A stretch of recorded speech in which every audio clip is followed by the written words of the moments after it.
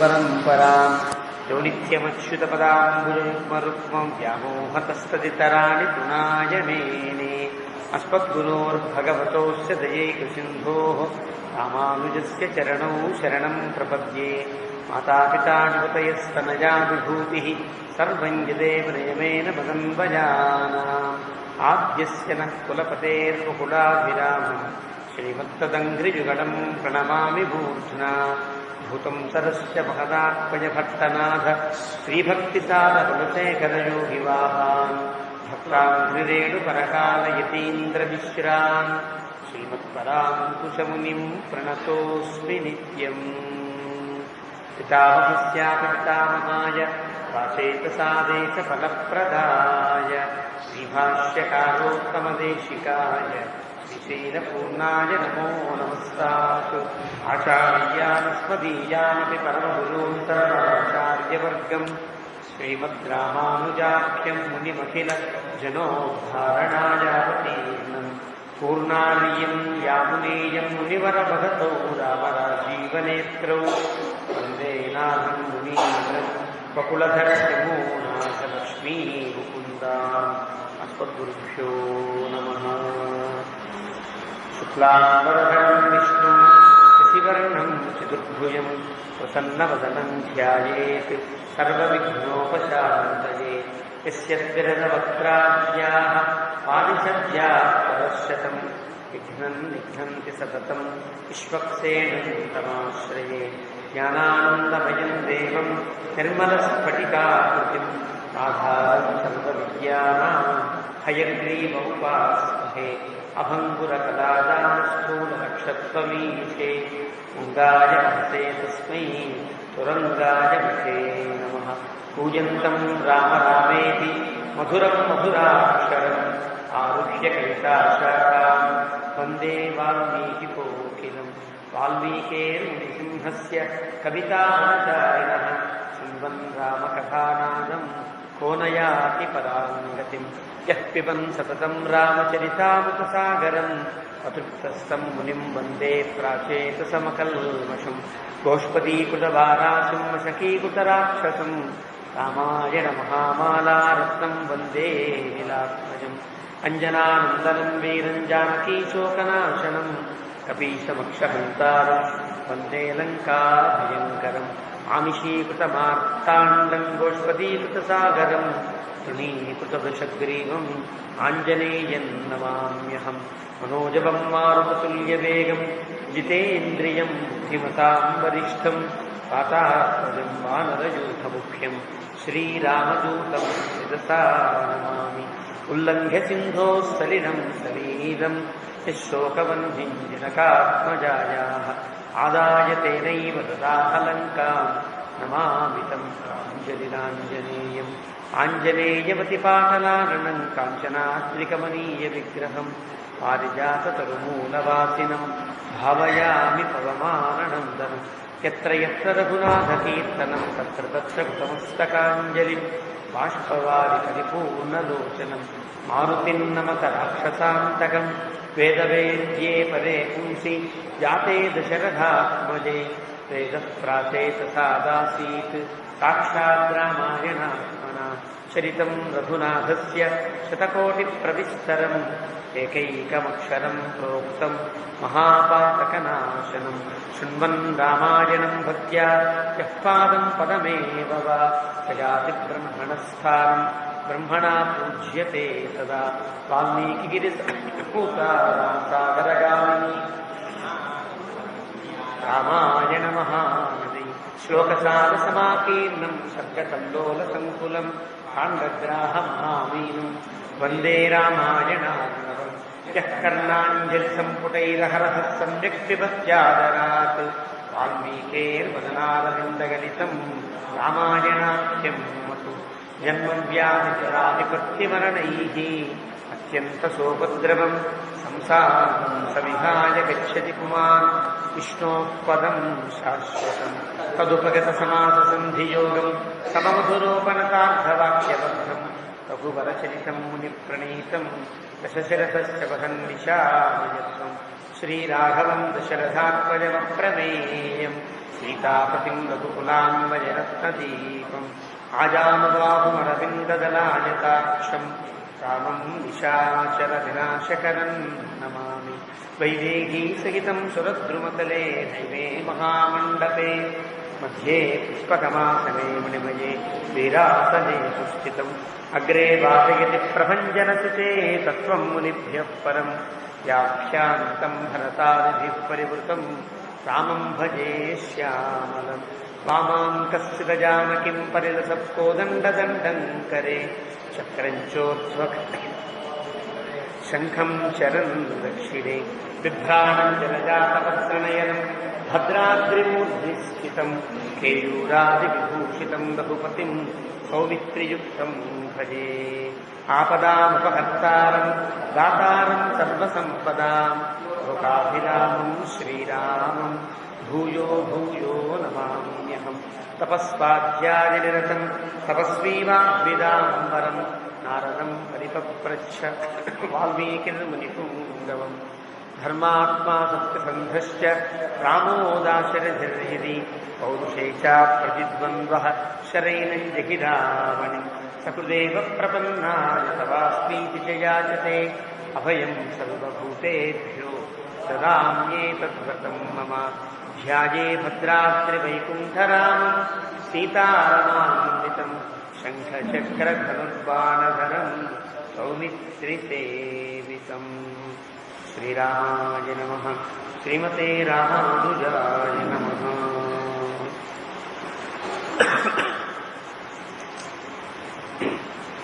భగవద్బంధులారా, భద్రాచల శ్రీ సీతారామచంద్ర మహాప్రభు యొక్క దివ్యానుగ్రహంతో మనం వెడంబిరామ సంవత్సరాన్ని పురస్కరించుకుని ప్రారంభించినటువంటి ఈ రామాయణ ప్రవచన లహరిలో 2వ ఏట అరణ్యకాండలో ఉన్నాం.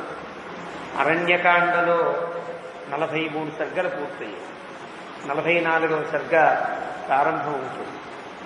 ఇక్కడ నుండి కొంచెం హృదయ విదారకంగా ఉండేటువంటి అంశాలే ఉంటాయి. ఈనాటి నుండి సీతమ్మ లక్ష్మణస్వామిని అనకూడని మాటలు అంటారు. లక్ష్మణస్వామి కూడా ఎప్పుడూ పొల్లు మాట మాట్లాడని లక్ష్మణుడు కూడా మాట తప్పి మాట్లాడి ఆశ్చర్యాన్ని కలిగిస్తుంది. లక్ష్మణస్వామి నోటి వెంట ఎప్పుడూ కూడా పరుషమైనటువంటి మాట ఆత్మీయుల వద్ద రాదు. శత్రువుల వద్ద ఎంత పరుషంగా మాట్లాడాలో అంత పరుషంగా మాట్లాడారు. ఆత్మీయుల పట్ల చాలా జాగ్రత్తగా ఉండే వ్యక్తి, ప్రధానంగా సీతారాముడి.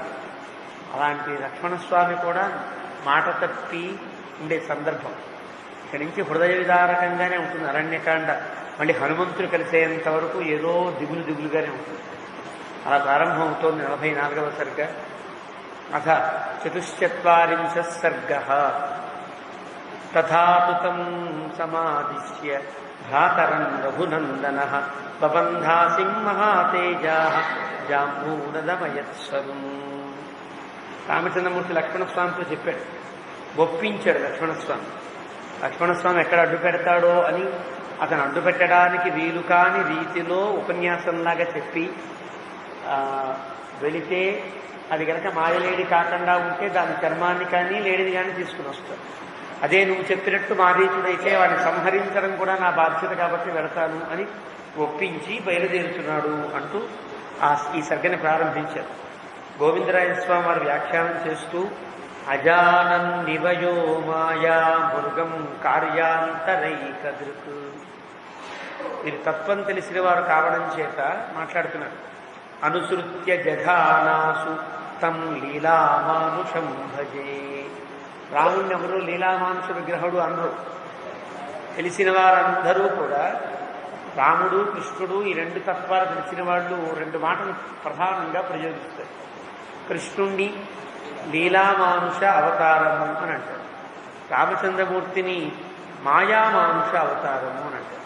అంటే మాయ కప్పినట్లుగా తానే పరమాత్మ అయినప్పటికీ కూడా తాను పరమాత్మని గుర్తించి మహర్షులంతా చెప్పినప్పటికీ కూడా లేదు నేను మామూలు వాడినే మానవుణ్ణే అనేంతగా ఉండేటువంటి మాయామానుషావతారం రాదు.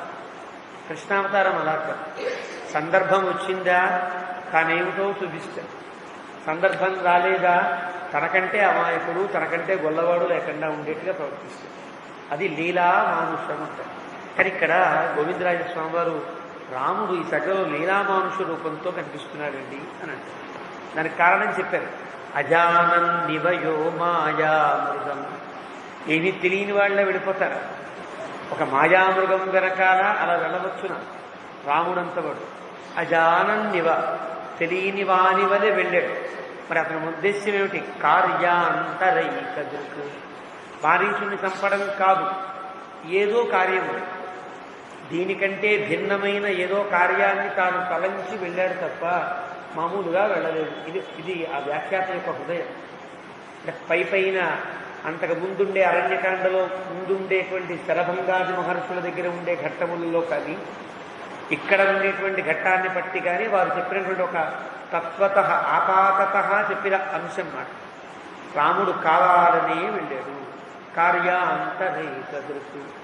తాను వెళ్ళకపోతే సీతమ్మ అపహరణం జరగదు, అపహరణం జరగకపోతే రావణాసుని చంపే అవకాశం ఉండదనుకున్న వాడై మనస్సులో వెళ్ళాడు. అనుసృత్య జఘానాసు, అనుసరించి వెళ్ళాడు. అనుసరించి వెళ్ళక్కర్లా, తాను ఎక్కడ ఉన్నాడో అక్కడి నుంచి బాణం వేసి కొడితే తనకు ఉండేటువంటి మాయాశక్తులు చాలా ఉన్నాయి. బాలకాండలో విశ్వామిత్రుడు చాలా ఇచ్చాడు, రకరకాల దేవతాశక్తులను ఇచ్చాడు. తాను ఎక్కడ ఉంటాడో అక్కడ నుండే సంకల్పించి బాణం కొడితే వాడు ఎక్కడ మాయమై ఉన్నా వాడిని సంహరించగలిగే శక్తి రాముడి దగ్గర ఉంది. బాలకాండలో ఆ అస్త్రదేవతలంతా వచ్చి నిలబడి మిమ్మల్ని ఏం చేయమంటారు అంటే అందరినీ ముట్టుకుంటారు. సంస్పృశానీధపానీనా, అందరిని ఇలా జాగ్రత్తగా ముట్టుకుని అవసరమైతే తలిస్తే అప్పుడు వద్దులు కానీ అని అంటారు. నిజంగా వాళ్ళందరినీ కనుక వినియోగించుకుంటే రాముడు మనిషి అని చెప్పే అవకాశం ఉండదు. కేవలం పౌరుష ప్రయత్నంతోనే అంతా చేయాలి అనుకున్నవాడు కాబట్టి అలాంటి అస్త్రములను తగిన సమయాల్లో కూడా వినియోగించకుండా ఉంటుంది. లేకపోతే రావణాసుని చంపడానికి మళ్ళీ అగస్త్య మహర్షి వచ్చి ఏదో ఉపదేశం చేసి చెప్పవలసిన అవసరం రాముడికి ఏం లేదు. అయినా పౌరుష శక్తి కోసం ఆగాడు, అగస్త్య మహర్షి ఆదేశం కోసం ఆగాడు, సంహరించాడు. అది అక్కడ తెలుస్తుంది. జఘానాసు, ఆ రకంగా మారీచుడు సంహరించినటువంటి లీలామానుషుడైన రాముడికి నమస్కారము అని అంటారు. ఈ సర్గలు లీలామానుషంగా కనిపిస్తారు. తదాపుతం సమాదిశ్య భ్రాతరం రఘునందన ప్రబంధాసి మహాతేజా జాంబూనదమయత్సరు. లక్ష్మణస్వామి సీతమ్మను జాగ్రత్తగా అప్పచెప్పాడు, జాగ్రత్తగా చూసుకో. సర్వశంకిత, సర్వత శంకిత, అన్ని వైపుల నుంచి ప్రమాదం ముంచుకొచ్చే అవకాశం ఉండదు కాబట్టి చాలా జాగ్రత్తగా ఉండాలి లక్ష్మణ, నీవు జటాయు పక్షి కూడా అని చెప్పాడు. చెప్పిన వాడై రఘునందనుడు తన యొక్క కత్తిని ఒకదాన్ని బొడ్లో పెట్టుకున్నాడు. ఆ కత్తికి మంచి పిడి ఉంది. జాంబూనదమయత్సరు అంటారు. సరుం అంటే పిడి అని అర్థం. కత్తి దాచుకునేటువంటి పిడిని సరు అని అంటారు. పిడి కాదు, దాన్ని వర అంటారు. వరలో కత్తి అంటారే వర అని అంటారు తెలుగులో. అలాంటి ఆ సరు కూడా కట్టుకున్నాడు. తత స్త్రియవనతంచాపం. స్త్రియవనతం అంటే 3 వంకర్లు తిరిగిన ధనస్సుని సిద్ధం చేసుకున్నాడు. అంటే అర్థం అప్పటికే ఎక్కువ పెట్టి సిద్ధంగా ఉంచుకున్నాడు. ఊరికే వెళ్ళి అక్కడెక్కడ కనిపిస్తే బాణం కట్టడం కాకుండా పైన కింద జాగ్రత్తగా కట్టి అనుసంధానం సరసంధానం చేయడానికి వీలైన స్థితిలో త్రిభంగిగా చేసుకున్నాడు అతను ధనస్సుని. ఆదాయ ఆత్మవిభూషణం. వాల్మీకి అందమైన ప్రయోగం చేస్తారు. ఆత్మవిభూషణం అని అంటారు. అంటే రాముడికే తగిన ఒక అద్భుతమైనటువంటి కోదండం. ఇక ఏ దేవుడికి మనం ధనస్సు పెట్టినా ఆ ఏ దేవుడైనా రాముడిలా ఉన్నాడండి అని అనేస్తారు. రాముడికి ఉండే అనన్య సాధారణ లక్షణంలో ధనస్సు అని ఎవరు చెప్పారు? వాల్మీకి చెప్తాడు. ఆత్మవిభూషణం, రాముడికి ఇష్టమైన రాముడికి తగిన రామావతారం అంటే గుర్తు చేసే విభూషణం. దీనికి కారణం మనం ఉపన్యాసానికి ప్రారంభంలో చైత్రశుద్ధ సప్తమి నాడు ప్రారంభించిన ఉపోద్ఘాత ఉపన్యాసంలో చెప్పుకున్నాం. దేవతలంతా యజ్ఞం చెయ్యాలనుకున్నప్పుడు ఆ యజ్ఞస్వరూపుడైన భగవంతుడు దేవతల మీద కినుక వహించి తాను దూరంగా వెళుతున్నప్పుడు దేవతలంతా ప్రార్థన చేస్తారు. యజ్ఞస్వరూపుడు అంటే సాక్షాత్తు భగవంతుడు. యజ్ఞో వై విష్ణు అని వేదం చెప్తుంది. ఆ విష్ణు స్వరూపుడైన భగవంతుని చేస్తే ఆయన వెనక్కి తిరుగుతాడు. వెనక్కి తిరిగినప్పుడు అతని యొక్క సవ్యాధనురజాయత దక్షిణా దిశవ తస్మాదిషు ధన్వం పుణ్యజన్మ యజ్ఞజన్మాహి వేదం చెప్పింది. ఆయన తిరిగేటప్పటికిట దేవతలకి ఎడమ చేతిలో ధనస్సు పట్టుకుని కుడి చేతిలో బాణం పట్టుకుని ఒక అద్భుతమైన మూర్తి కనిపించింది. ఓహో, యజ్ఞ పురుషుడంటే ఇలా ఉంటాడా అని దేవతలంతా సాక్షాత్కరించుకున్నారు. అందుకనే ధనస్సు బాణము యజ్ఞముల నుండి పుట్టినవి, యజ్ఞకుండము నుండి ఆవిర్భవించినవిగా వారికి యజ్ఞజన్మలు అని పేరు. ధనస్సుకైనా బాణానికైనా యజ్ఞజన్మలు అని పేరు. రామచంద్రమూర్తి ఇలా పట్టుకుంటే యజ్ఞస్వరూపుడని అర్థం కదా. కాబట్టి యజ్ఞస్వరూపుడైనటువంటి రామచంద్ర ప్రభువు ఇక్కడ అవతరించి తాను మహర్షులు చేసే యజ్ఞములన్నింటికి, ఈ రామాయణం మొత్తంలో యజ్ఞమును రక్షించుట, యజ్ఞములకు విఘ్నము కలిగే వారిని శిక్షించుట, తాను యజ్ఞమును ఆచరించుట. యుద్ధకాండలో అశ్వమేధ శతైరిష్వా అనుష్ఠించు. వాల్మీకి యజ్ఞారంభంతో ప్రారంభిస్తాడు రామాయణం. యజ్ఞం చేస్తూ ఉంటే కదా దేవతలంతా కలిసి కదా మాట్లాడుకుంటే కదా భగవంతుడు వచ్చి నేను పుడతానని చెప్పాడు. కాబట్టి యజ్ఞంతో ప్రారంభం రామాయణం. యజ్ఞ రక్షణ కోసమే రాముడు అడవిలోకి వస్తాడు. యజ్ఞం కోసం దున్నే భూమిలో పుట్టినటువంటి సీతమ్మని పెళ్లి చేసుకున్నాడు కదా. అన్ని యజ్ఞ సంబంధాలే ఉంటాయి. యజ్ఞాలు చేసేవాళ్ళందరినీ పాడు చేసేవాడు, క్రూరంగా హింసించేవాళ్ళని చంపడం కోసం అరణ్యంలోకి వచ్చాడు. ఇవన్నీ యజ్ఞమయంగా సాగుతాయి. కాబట్టి యజ్ఞస్వరూపుడైన భగవంతుడు కాబట్టి యజ్ఞమూర్తి తానుగా అవతరించాడు. కాబట్టి యజ్ఞమూర్తికి ఏ విభూషణం ఉంటుందో అదే రాముడికి ఉండే విభూషణము అని వాల్మీకి ఇక్కడ ఆత్మవిభూషణం అని అంటారు. ఆత్మవిభూషణం అంటే అర్థం అది తాను అవతరించడానికి ముందు తాను ఏ భగవంతుడినో అది చెప్పడానికి వీలైన గుర్తు ధనస్సే. కానీ ధనస్సు పట్టుకుంటాడు. రాముడిని ఎక్కడ ధనస్సు లేకుండా చూడగలరు. ఎన్ని చేతులున్నా ఎన్ని ఆయుధాలున్నా ధనస్సు పెడితేనే రాముడు అనిపించేటట్టుగా ఆయనకుండే లక్షణం. ఆబద్ధిత కళాపౌద్వౌ, ఈ పక్క ఆ పక్క కూడా తూణీరాలు కట్టు. రాక్షసమాయాన్ని గుర్తించాడు కాబట్టి వెళ్ళిన తర్వాత ఎంతమందితో సమరం చేయాలో తెలియదు కాబట్టి ఈ పక్క ఒక తూణీను ఈ పక్క ఒక తూణీ, 2 తూణీలా కట్టుకుని బయలుదేరాడు. ఒక అందమైన దృశ్యం అలా పట్టుకుని జగామ ఉదగ్ర విక్రమ, మంచి స్పీడ్గా పర్ణశాలలో ఒక అడుగు పరిగెడితే మరో అడుగు అరణ్యంలో పడేంతగా గొప్పగా ఉదగ్ర విక్రముడై పరిగెత్తాడు. అప్పటికే బానిస దూరం వెళ్ళిపోయాడు తెలియదు కదా. అసలే ఆజానుబాహు చక్కటి పొడగరి షణ్ణవత్యంగుళ ప్రమాణం 96 అంగుళాలు ఎత్తు రాముడు. అలా ఒక అంగ వేస్తే ఇక్కడి నుంచి తాతగుడి దాకా ఉంటుంది. అంగ వేస్తే అంత గొప్పగా అద్భుతంగా ఉండేవాడు ఉదగ్ర విక్రమ. ఇంకా వేగంగా ఇంకా ఉద్ధృతిగా బయలుదేరితే ఎలా ఉంటుందో అది ఉదగ్ర విక్రమ అనే పదంతో చెప్పాడు వాల్మీకి. తం వంచయానో రాజేంద్రం ఆపతంతన్నిరీక్ష్య వై బభూవ అంతర్హితస్త్రాసాతు పునఃసందర్శనే అభవతు. ఆ లేడీ ఇంకా మాయ. ఈయన ఎంత పౌరుష శక్తి కలిగిన వాడో వారంతా మాయాశక్తి కలిగినవాడు. వాడు రాముడు రావడం చూసి రాముణ్ణి వంచాలనే లక్షణం కదా వాడికి. తం వంచయానో రాజేంద్రం, రాముణ్ణి వంచాలని ఆపతంతన్ నిరీక్ష్యవై, ఒక్కసారి పరిగెడుతూ ఉంటే ఒక్క ఉదుకున్న తన వద్దకు వస్తారన్నంత దీంతో భయం వేసి అక్కడ మాయమైపోయాడు. ఇంకొక అంగ వేస్తే మారీచుని పట్టుకుంటాడు రాముడు, అక్కడ మాయమైపోయాడు. చాలా దూరంగా మళ్ళీ కనిపించాడు. అలాగా పునఃసందర్శనే భవతు, అక్కడ మాయమై మరింత దూరంలో కనిపించాడు. ఎందువల్ల అంటే ప్రాసాత్, భయం వల్ల అంటాడు వాల్మీకి. బద్ధాసిద్ధరురాదాయ ప్రదుద్రావయతో మృగ తం స్మ పశ్యతి రూపేణ ద్యోతమాన విభాగ్రత అవేక్ష్యావేక్ష్యధావంతం ధనుష్పాణి మహావనే అతివృత్తమిషోపాతాతు లోభయానం కదాచన. బద్ధ అసిహి ధను ఆదాయ. ఇక్కడ ఒక్కసారి ఆ ఉండేటువంటి తూడిరాలు గట్టిగా ఉన్నాయా లేవా చూసుకున్నాను. మరి పరిగెత్తారు కదా, పరిగెడితే పడిపోతాయేమో అని మళ్ళీ సర్దుకుని ఒక్కసారిగా తను మళ్ళీ పరిగెత్తడం ప్రారంభించాడు. ప్రదుద్రావ, ఎప్పుడు అంత వేగంగా పరిగెత్తి ఉండడు. దుద్రావ పరిగెత్తాడు. ప్రదుద్రావ, చాలా వేగంగా పరిగెత్తాడు. తంస్ప పశ్యతి రూపేణ, ఎదురుగా ఉండేటువంటి ఆ లేడీని చూస్తూ పరిగెడుతున్నాడు. ద్యోతమాన విభాగ్రత, అది తన ముందు కనిపించినట్టు కనిపిస్తోంది, మళ్ళీ దూరంగా మాయమైపోతుంది. మారీచుడు కదా. అవేక్ష్యావేక్ష్య ధావంతం, చూస్తూ చూస్తూ పరిగెడుతున్నాడు. అంటే ఇక్కడ చూస్తున్నాడు, మళ్ళీ మాయమవుతాడు, అక్కడ చూస్తున్నాడు. కానీ ఇక్కడ చూస్తూ అక్కడ చూస్తూ అవేక్ష్య అవేక్ష్య ధావంతం, ప్రయోగంలో ఉండే అందం. అవేక్ష్య అవేక్ష్య ధావంతం ధనుష్పాణి మహావని. ఒకసారి బాణం వేద్దానికి లాభం లేదని బాణాన్ని గురి చేసి గురి దగ్గర పడితే ఎక్కడ గురి దగ్గర ఆ లేడి ఉందో అక్కడ మాయమైపోతుంది. అతివృత్తం ఇషోపాతాత్ లోభయానం కదాచన. దూరంగా ఉంది కదా అని దూరంకి గురి పెడితే అక్కడ మాయమై గురికి దగ్గరగా ఉండేది వస్తుంది. మళ్ళీ దాని గురి చూసుకోవాలి కదా, మళ్ళీ ఇలా పెట్టుకుని మళ్ళీ ఇలా పెట్టుకోవాలి కదా. అలా లోభయానం, కబాడీ ఆడేవాడు అలా ఉంటాడు.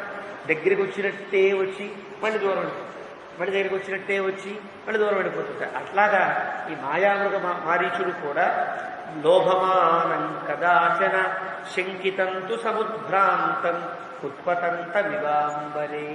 దగ్గరగా వచ్చినప్పుడు ఒక్కసారి పట్టుకోవడానికి కబాడీలో ఈ ప్రత్యర్థి పట్టుకోబోతుంటే ఒక్కసారి ఉదుకును పరిగెత్తినట్టుగా రాముడు పట్టుకోబోతుంటే ఒక్కసారి ఆకాశంలోకి ఎగుతున్నాడు, పైకి ఎగుతున్నాడు, పైకి ఎగిరి ఎక్కడో దూకుతున్నాడు. అంటే వీడికి ఉండేటువంటి తమాషా. దృశ్యమానం అదృశ్యంచ వనోద్దేశేషు కస్యచిత్ చిన్నాభ్రైరివ సంవీతం శారదం చంద్రమండలం. ఇలాగ దృశ్యమానం అదృశ్యంచ, కనిపిస్తున్నాడు కనిపించకుండా పారిపోతున్నాడు. వనోద్దేశేషు దేశేషు కేషుచిత్, చెట్ల మధ్యలో అని కనిపిస్తున్నాడు. చిన్నాభ్రైరివ సంవీతం, ఆకాశంలోకి ఎగురుతున్నాడు, మేఘాల మధ్యలో ఉన్నట్టు కనిపిస్తున్నాడు. శారదం చంద్రమండలం, నల్లటి మేఘాల మధ్యలో ఉండేవాడులా ఉంటాడు. బంగారం కదా, ఆంచి చంద్రులా ప్రకాశిస్తున్నాడు వీడు. ముహూర్తాదేవ దదృశే ముహుర్దూరా ప్రకాశతే దర్శనాదేవం సోపాకర్షత రాఘవం. ఒక్క ముహూర్త కాలంలో కనిపిస్తున్నాడు, అదే ముహూర్త కాలంలో దూరం అయిపోతున్నాడు. దర్శనం కలుగుతోంది, అడుగో మారీచుడు అనేటప్పుడు మాయమైపోతున్నాడు, ఎక్కడో కనిపిస్తున్నాడు. సహ అపాకర్షత రాఘవం, రాముణ్ణి చాలా అపాకర్షత అంటే మనస్సుని లాగి కష్టంతో లాగినట్టుగా. అంటే రాముడు పట్టుకోలేడు, నన్ను నేను పట్టుకోలేకపోతానేమో అనిపించేంతగా వాడు దోబూచులాట ప్రారంభించాడు.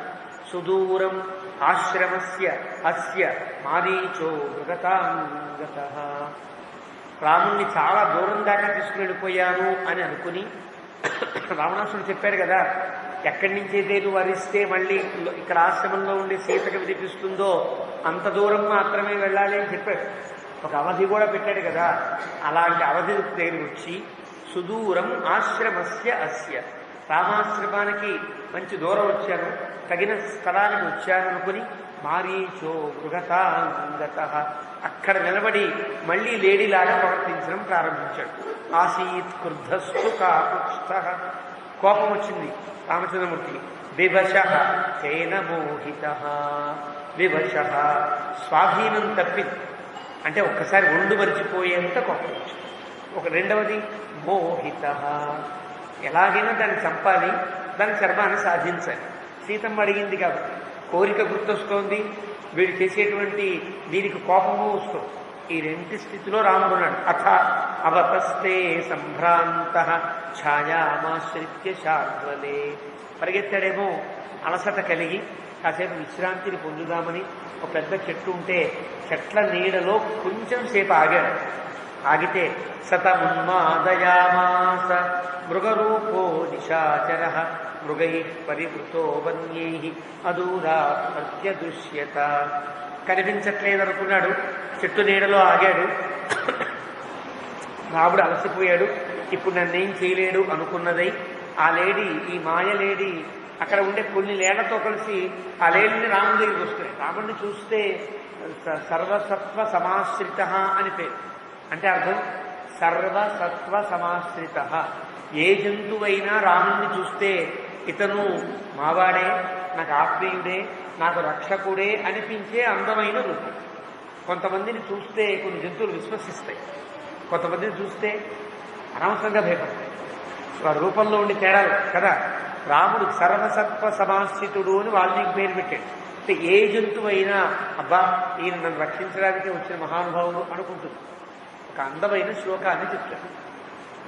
అలంకార సంగ్రహంలో ఒక అందమైన శ్లోకం. 2 లేళ్ళు ఆడ మగ లేళ్ళు కలిసి ఉంటాయి. కలిసి ఉంటే రాముడు వేటకు వచ్చాడు. రాముడు వేటకు వచ్చి ఒక లేడిని కొట్టాలి అని అనుకుంటున్నాడు. ఆ కథ తమాషాగా శ్లోకం అది, ఒక అలంకారానికి సంబంధించిన శ్లోకం. రాముడు బాణం వేసి ఎక్కువ పెట్టాడు, శరం పెట్టాడు, లాగాడు, ఇంకా వేలు ఇలా వెడిస్తే వెళ్ళిపోతుంది బాణం. అలాగా ఎక్కువ పెడుతున్నప్పుడు కూడా 2 లేళ్ళు చూస్తున్నాయి. ఏమనుకుంటాయి చూస్తున్నా, రాముడు మావాడు కదా, మా రక్షకుడు కదా, నన్నేం చేయడు. అతను ఎవరో తెలుస్తున్నా, మన్మధుడై నాకు నా భర్తకి నిద్రం పక్కపక్కన ఉన్నాం కదా, మాలో మరింత ఒక ఉద్దీపనాన్ని కలిగించడం కోసం మన్మధుడు వచ్చి మాకు సహాయం చేస్తున్నాడనుకునే చూచాయి తప్ప రాముణ్ణి శత్రువుగా చూడలేదు అంటారు. ఆ అలంకారం అంటే అర్థం, రాముణ్ణి చూస్తే ఇతను చంపడానికి వచ్చినట్టుగా అనిపించదని అర్థం. అందువల్ల మృగములన్నీ కూడా రాముడు అక్కడ నుంచునేటప్పటికీ అన్నీ ఆయన వైపు వస్తున్నాయి. వస్తుంటే వాటితో కలిసి మారీచు కూడా రాముడి దగ్గరికి రావడం ప్రారంభిస్తున్నాడు. రాముడు గుర్తించలేడేమో అనుకుని వస్తున్నాడు. గ్రహీతు కామం దృష్ట్వైనం పునరేవాభ్యధావత. రాముడు చాలా తెలివైనవాడు కదా, చూచి వెంటనే వీడు మారీచుడు అని పసిగట్టి దానికేసే తీక్షణంగా చూసేటప్పటికీ అమ్మ కనిపెట్టాడా అని మళ్ళీ పరిగెత్తడం ప్రారంభించాడు. పునరేవ అభ్యధావత, మళ్ళీ పరిగెడుతున్నాడు. తత్క్షణాదేవ సంత్రాసాత్ పునరంతర్హితో భవతు. అంటే అదే క్షణంలో మళ్ళీ రాముడు అంత వేగంగా పరిగెత్తుకుంటూ వస్తుంటే మళ్ళీ మాయమైపోయాడు, మళ్ళీ దూరంగా కనిపించాడు. పునరేవ తతో దూరాత్ వృక్షషండా వినిశ్రుతం దృష్ట్వా రామో మహాతేజా తం హంతుం కృత నిశ్చయ. బాగా ఏడిపించాడు రాముడు.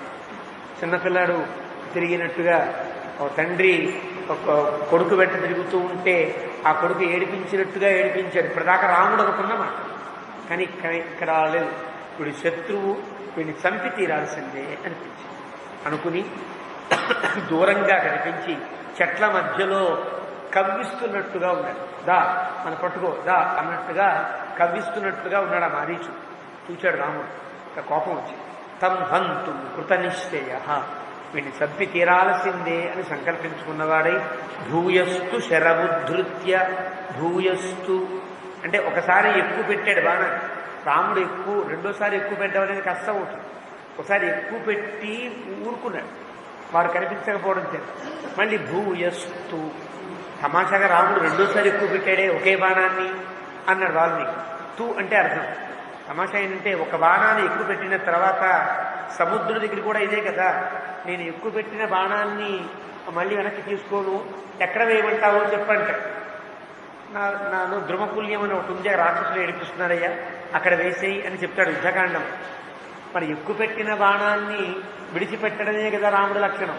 ఇక్కడ ఎందుకో కానిట భూయస్తు వాల్మీకి ప్రయోగం. అంటే ఎందుకో మళ్ళీ అదే శరాన్ని చేతిలో ఉంది, మళ్ళీ అదే బాణాన్ని తీసి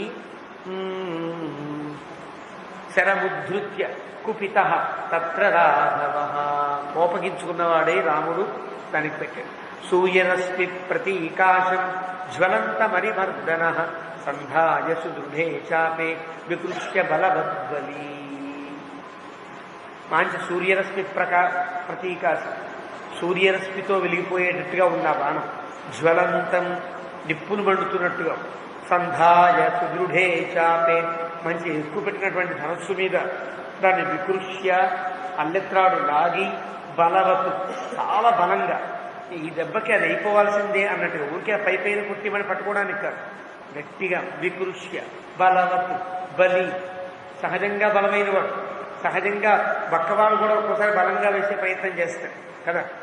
అయోధ్యాకాండలో త్రిజటుడు అనేటువంటి ఒక వృద్ధ బ్రాహ్మణుడు ఏం చేశాడు, బక్కగా ఉండి వంకరటింకర కాళ్ళతో ఉండి ఓపికంతా తెచ్చుకుని ప్రాణాలన్నీ తెచ్చుకుని రాముడు వెయ్యమన్నాడు కదా అని ఒక పెద్ద కర్ర విసిరేస్తాడు. అంటే బలహీనుడు కూడా బలంగా వేసే అవకాశం ఉంటుంది.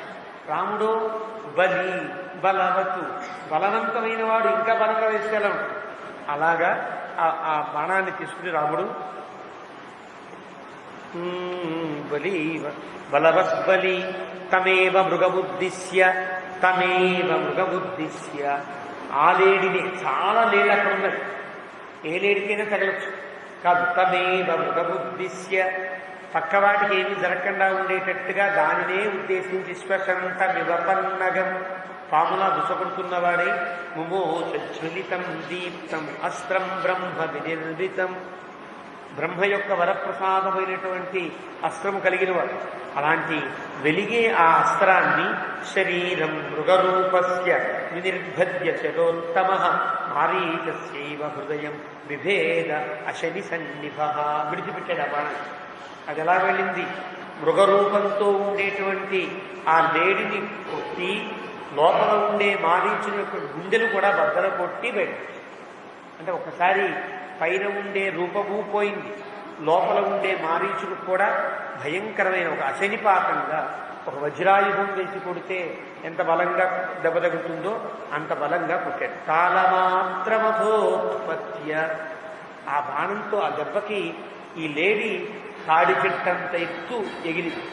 అంటే అంత వేగంగా అంత బలంగా కొట్టాడు.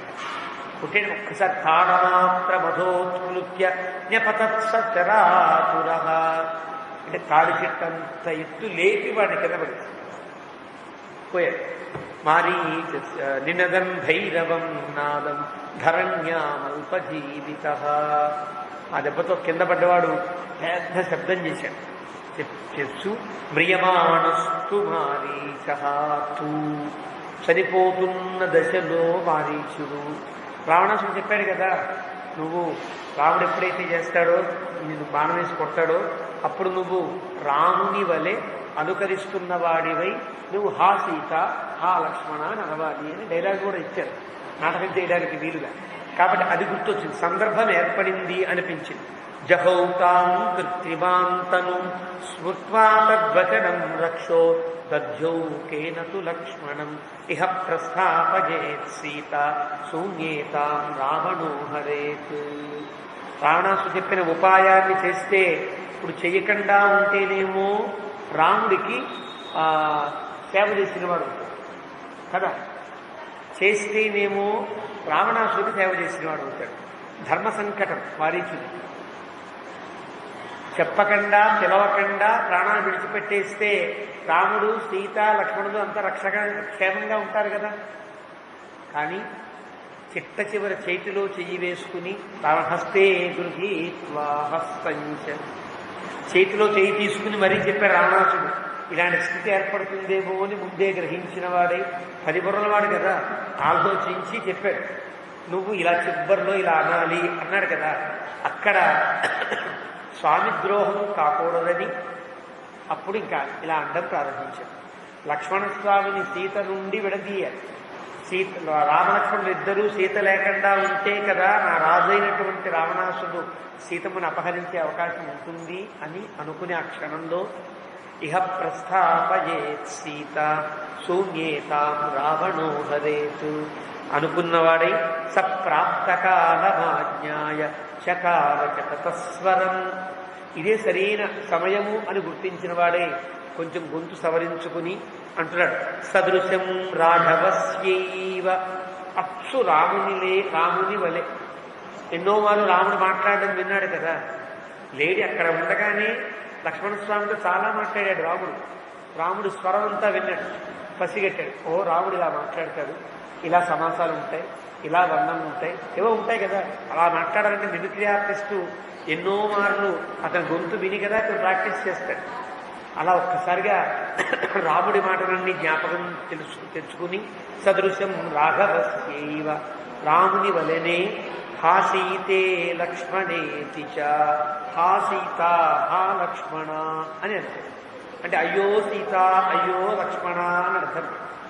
తేన వర్మణి నిర్విద్ధ శరేణ అనుపమేన చ మృగరూపం తు తత్యక్త్వా రాక్షసం రూపమాత్మనః. తేన వర్మణి నిర్విద్ధ, రాముడు ఎక్కడ కుట్టాడు బాణాన్ని, ఎక్కడ మర్మమో అక్కడ కుట్టాడు. అంటే ఎక్కడ ప్రాణశక్తి ఉంటుందో అక్కడే తగిలేటట్టుగా కుట్టాడు. కాబట్టి ఇక బతికే అవకాశమే లేదు. కాబట్టి శరేణ అనుపమేన చ, ఒకవేళ కొట్టినా సరే ఆ సరైన బాణం కాకపోతే అది విరిగిపోవచ్చు. కానీ సరి అయిన బాణం అనుపమేన సరైన కొట్టినవాడు గురి తప్పనివాడు, వేసిన బాణము చాలా విలువైన బాణం కాబట్టి వాడు మృగరూపం త్యక్త్వా, మృగరూపం పోయింది.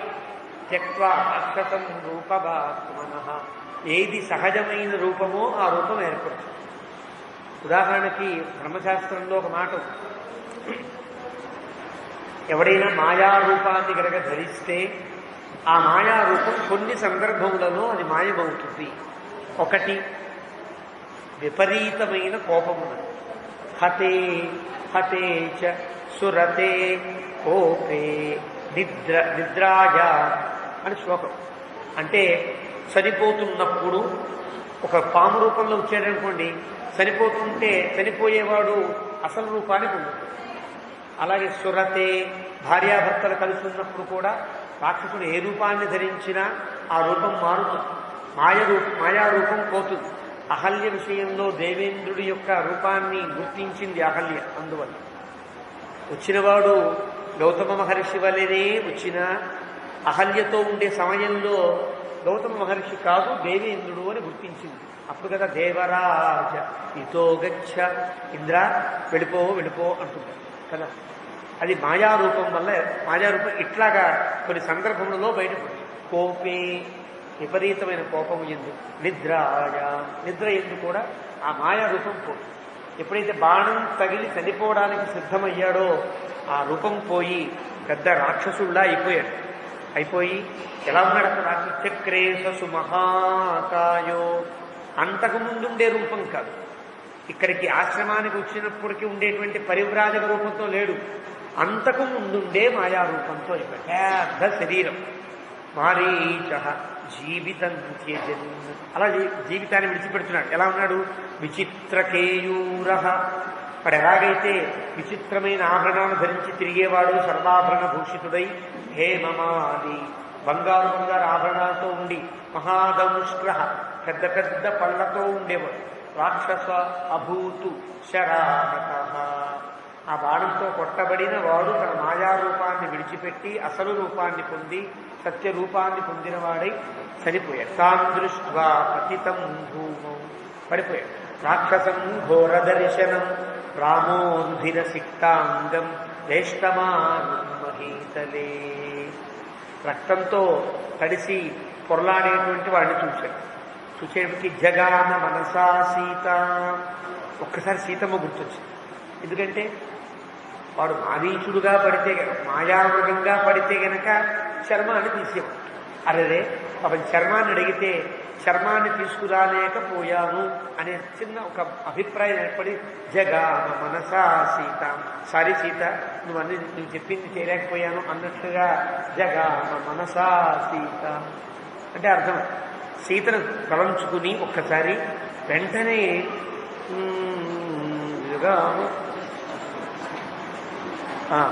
లక్ష్మణస్య వచస్మరన్, వెంటనే లక్ష్మణస్వామి గుర్తొచ్చాడు. తను చెప్పాడు వాడు మారీచుడు, వాడు దుర్మార్గుడు, చాలా మాయలు తెలిసిన వాడు, వాడు రాక్ష అని చెప్పాడు కదా. ఆ మాటలన్నీ గుర్తొచ్చాయి. మారీచైవ మాయేష పూర్వోక్తం లక్ష్మణేనతు, పాపం లక్ష్మణుడు చాలా జాగ్రత్తగా చెప్పాడు, అసలు విషయాన్ని చెప్పాడు. పాపం నేనే వెళ్ళలేదు. ఆసీతే తత్తధాహి అభవతు చ అద్య, ఏదో ఉపాయంతోనే వచ్చాడు అని చెప్పాడు కదా బ్రహ్మగర్భంగా లక్ష్మణస్వామి, అలాగే వచ్చాడు వీడు.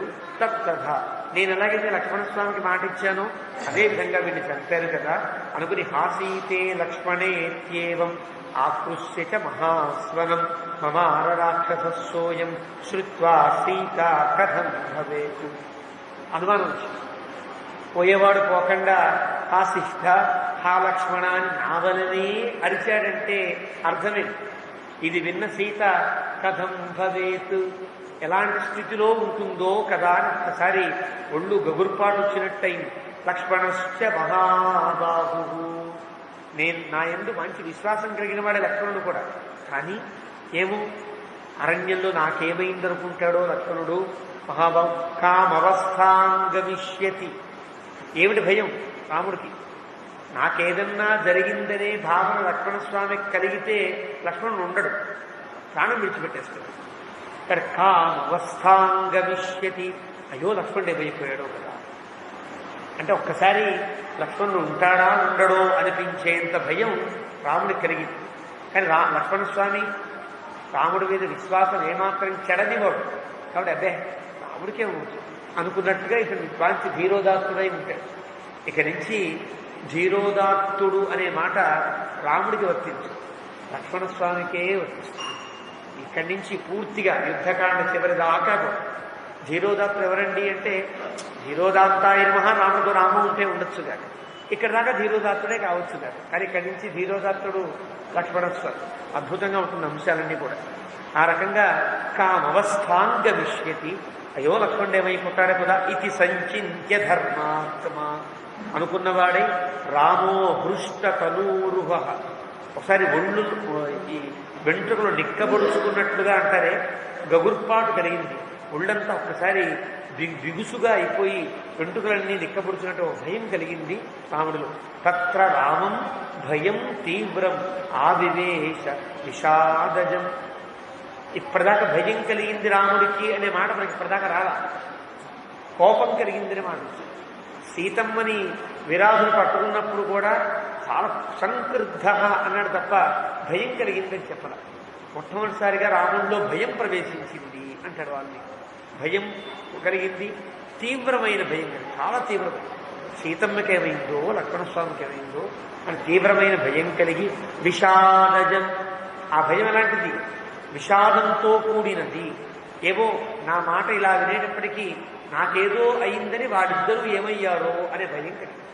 రాక్షసం మృగరూపంతం హత్వా శ్రుత్వా తత్స్వరం నిహత్య పృషతంచాన్యం మాంసమాదాయ రాఘవ త్వరమాణో జనస్థానం ససార అభిముఖస్తదా.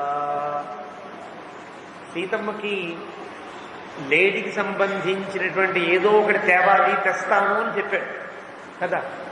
సీతమ్మ అక్కడ ఉందా లేదా అనే తర్వాత అక్కడే ఉంటుంది కాబట్టి సీత అడిగిన వాటిలో లేడీకి సంబంధించినది ఏదో ఒకటి తీసుకుని వెళ్ళాలి.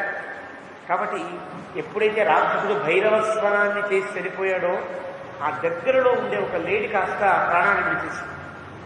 ఒక్కసారి భయంతో ఆ రాక్షస శరీరాన్ని చూడగానే ఒక లేడీ చనిపోయింది అక్కడ. ఆ లేడీని తన మాంసాన్ని స్వీకరించి రాముడు బయలుదేరి వస్తున్నాడు, సీతమ్మకి చూపించడం కోసం వస్తున్నాడు. ఇక్కడ ఆ సందర్భం వలె మనకు అనిపించే అవకాశం ఉంటుంది కదా. ఒక దగ్గర ఇది రాక్షసమాయ అని గుర్తించాడు. అక్కడేమో సీతకేమైందో లక్ష్మణస్వామికి ఏమైందో అనుకున్నాడు. మరి తీరిగ్గా ఒక లేడీని కొట్టి లేడీని మాంసం తీసి దొప్ప కట్టుకుని ఎంత తీరికి ఉన్నదా రాముడికి అంటే వచ్చినవాడు ఏ సంకల్పంతో అయితే వచ్చాడో ఆ లేడీకి సంబంధించినటువంటి అంశమును తీసుకుని వెళ్ళకపోతే అది ఆ క్రియ రాముడికి అనుకున్న సంకల్ప క్రియ ఏదైతే ఉంటుందో అది నిష్క్రియ అవుతుంది అని ఆ మాంసాన్ని తీసుకుని వెళ్ళాడు అని చెప్పారు. తీసుకెళ్ళడంలో ఇంకొక అంశం కూడా ఉంది. తరమాణో జనస్థానం, గబగబా గబగబా జనస్థానానికి వెళ్ళాడు. ససార అభిముఖస్తదా, అలా వెళ్ళి అభిముఖ తన ఆశ్రమానికి వెళ్ళే తీరులోనే రాముడు పరిగెత్తుకుంటూ బయలుదేరి వస్తున్నాడు అని 44వ సర్గను ముగించాడు వాల్మీకి. ఇత్యాఖ్యే వాల్మీకియే శ్రీరామాయణే ఆదికావ్యే అరణ్యకాండే 44 సర్గః. అథ 45 సర్గః. శ్రీరామాయ నమః. శ్రీమతే రామానుజాయ నమః. ఆర్తస్వరం తు తం భర్తుః విజ్ఞాయ సదృశం వనే ఉవాచ లక్ష్మణం సీతా గచ్చ జానీహి రాఘవం. సీతమ్మ ఇక్కడేమో అరణ్యంలో రాముడి సంగతి, అక్కడ ఆశ్రమంలో ఆర్తస్వరం తు తం భర్తుః, తన భర్త యొక్క ఆర్తనాదాన్ని విందాడు. ఎవడరిచాడో అవసరం, తను విన్నది మాత్రం రాముడి యొక్క గొంతుతో ఉండే ఆర్తనాదాన్ని వింది. విజ్ఞాయ, అది రాముడిదే అనుకుంది. సదృశం వనే, అడవిలో రాముడు ఏ దిక్కును వెళ్ళాడో ఆ దిక్కు నుంచే వచ్చింది కదా. సదృశం వనే, రాముని గొంతే. ఉవాచ లక్ష్మణం సీత, లక్ష్మణస్వామి ఏమో బయట నిల్చున్నాడు, ఆమెమో లోపల ఆ కుటీరం తలుపు దగ్గర నుంచుంది ఆవిడ. ఈయనేమో కుటీరానికి కొంచెం కిందగా నుంచున్నాడు, వెనక్కి తిరిగి ఉంటాడు, సీతమ్మకేసి తిరిగి ఉంటాడు కదా. అలా చూస్తాడు, రాముడు ఎప్పుడు వస్తాడా అని ఎదురు చూస్తూ ఆయన నుంచుంటే ఉవాచ లక్ష్మణం సీత, పైనుంచి అరిచింది, లక్ష్మణ గచ్చ జానీహి రాఘవం, విన్నావు కదా, వెళ్ళు తెలుసుకో అదేమిటో అంది గట్టిగా. నహిమే హృదయం స్థానే జీవితం వావతిష్టతి రోషత పరమార్థస్య శృతశబ్దో మయా భృశం. నహిమే హృదయం స్థానే, నా హృదయంలో లేదు. జీవితం వావతిష్టతి, ప్రాణాలు పోయేటట్టుగా ఉంది నా మనస్సులో ఉండే భావన, భయం అట్లా ఉంది.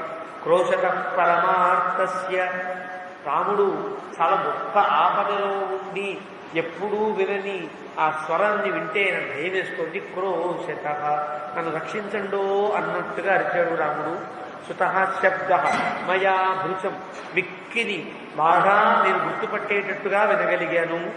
ఆక్రందమానంతువనే భ్రాతరం త్రాతుమర్హసి, అన్నయ్యని రక్షించడానికి నీవే తగును. అలా ఆక్రందమాన అరుస్తున్నాడు రాముడు, అక్కడ భయపడుతున్నాడు. వెళ్ళవా, ఎలా ఎందుకు భయపడుతున్నాడంటే తం క్షిప్రం అభిధావత్వం భ్రాతరం శరణైషీనం, శరణ కోరుతున్నాడు. ఎవరిగా రక్షించండిరా బాబు అన్నట్టుగా ఆ గొంతులో ఆ స్వరం వినిపిస్తోంది. ఎప్పుడు అలాంటి స్వరం వెళ్ళ శరణ ఐషీనం శరణైషీనం, శరణు రక్షించండి రక్షించండి అనే ఆర్తనాదం వినిపిస్తోంది. క్షిప్రం అభిధావ, తొందరగా పరిగెత్తు. రక్షసాం వశమాపన్నం సింహానామివ ఘోషం, ఎలా ఉన్నాడంటే చుట్టూ సింహములు ఉండి మధ్యలో కనుక ఒక ఆంబోతు కనుక చిక్కుకుంటే, ఒకే ఆంబోతు ఒకే సింహం ఉంటే ఆ సింహాన్ని ఎదిరించి ఆంబోతు రక్షించుకోగలుగుతుంది. కానీ చుట్టూ సింహాలుంటే మధ్యలో ఆంబోతు ఎంత భయపడుతూ ఉంటుందో అలాగ రాక్షసుల మధ్యలో రాముడు ఒక్కడు చిక్కుకుని పోయి ఉంటాడు. నాకు ఉదాహరణ చెప్పి, రక్షసాం వశమాపన్నం, చాలా మంది రాక్షసులు చుట్టుముడితే తప్ప రాముడు ఇలాంటి ఆర్తస్వరం చేయడు. ఎందువల్ల తను చూసింది కళ్ళారా జనస్థానంలో 14,000 మందిని అవలీలగా చంపినవాడు కదా. అంటే ఇప్పుడు 20,000 మందో 28,000 మందో వచ్చుంటారు, లేకపోతే రాముడు రావడం ఉద్దేశం. రక్షసాం వశమాపన్నం, చాలా మంది రాక్షసులు ఉండి ఉంటారు. జగామ తథోక్తస్తు భ్రాతురాజ్ఞాయ శాసనం తమువాచ తపస్తత్ర కుపితా జనకాత్మజ. పై పాదం లక్ష్మణస్వామి, రెండో కింద పాదం సీతమ్మ వారికి సంబంధించి. గట్టిగా అరుస్తుంటే నా జగామ తథోక్తస్తు, ఎలా నిలబడి ఉన్నాడో ధనుస్సు పట్టుకుని లక్ష్మణస్వామి అలాగే నిలబడున్నాడు. నా జగామ, కొంచెం కూడా కదల. తథోక్తస్తు, అలా నిలబడి ఉన్నాడు. ఇందువల్ల భ్రాతురాజ్ఞాయ శాసనం, ఇలాంటివి చాలా జరుగుతాయి లక్ష్మణ, నువ్వు మాత్రం కదలడానికి వీలు లేదు అనే శాసనం ఉంటే ఆ ధనుస్సు కింద పెట్టి అరుచుకుని అంతలాగా వెనక్కి తిరగట్ల, వెనక నుంచి అరుస్తోంది. తమువాచ తతస్తత్ర, అతని నిర్లక్ష్యాన్ని వచ్చింది, చాలా కోపం వచ్చింది. కొంచెం అన్నా కదే అమ్మా ఏం పర్వాలేదమ్మా నేనున్నా కదా నీకెందుకు, రాముడు గొప్పవాడని చెప్పాలి కదా. నిర్లక్ష్యాన్ని కోపం వచ్చి కుపిత జనకాత్మజ, పాంచి కోపం. జనకాత్మజ ఎంతో సౌమ్యంగా ఉండి జనకుని కూతురారు, ఆవిడ కాస్త న్యాయంతో బ్రహ్మాండ కోపం వచ్చేసి. సౌమిత్రే, అండమే వెంటనే మిత్రరూపేణ భ్రాతుస్త్వమసి శత్రువతు యస్త్వం అస్యాం అవస్థాయాం భ్రాతరం నాభిపత్స్యసే. అక్కడి నుంచి చాలా తీవ్రంగా మాట్లాడేస్తుంది. సీత ఏదన్నా పూజినటువంటి అవతారమా అనిపిస్తుంది, అలా మాట్లాడుతుంది. మిత్రరూపేణ, మిత్రరూపాన్ని పొందిన శత్రువు నువ్వు, ప్రదాకా కూడా నువ్వు మిత్రుల్లా నటించి వచ్చినటువంటి దుర్మార్గుడు శత్రువు. యస్త్వమస్యామవస్థాయ, ఇలాంటి అవస్థ కలిగితే భ్రాతరం నాధిపత్స్యసే, అన్నయ్యని రక్షించుకోవాలన్నటువంటి ఇంగితం కూడా నీకు లేదా అని గట్టిగా ఇచ్చసిత్వం వినశ్యంతం రామం లక్ష్మణమత్కృతే. నువ్వు రాముడు చనిపోవాలని నీ మనసు నిండా ఉంది కదా, ఎందుకో తెలుసు, నా మీద నీకు వ్యామోహం ఉన్నది అని. మత్కృతే, నా యందు వ్యామోహంతోనే నువ్వు రాముడు లేకుండా ఉండాలన్నంత దుర్మార్గంగా ఆలోచిస్తున్నావు. లోభాన్ మమ కృతే నూనం నాను గచ్చసి రాఘవం, ఎంత లోభం నా మీద నీకు.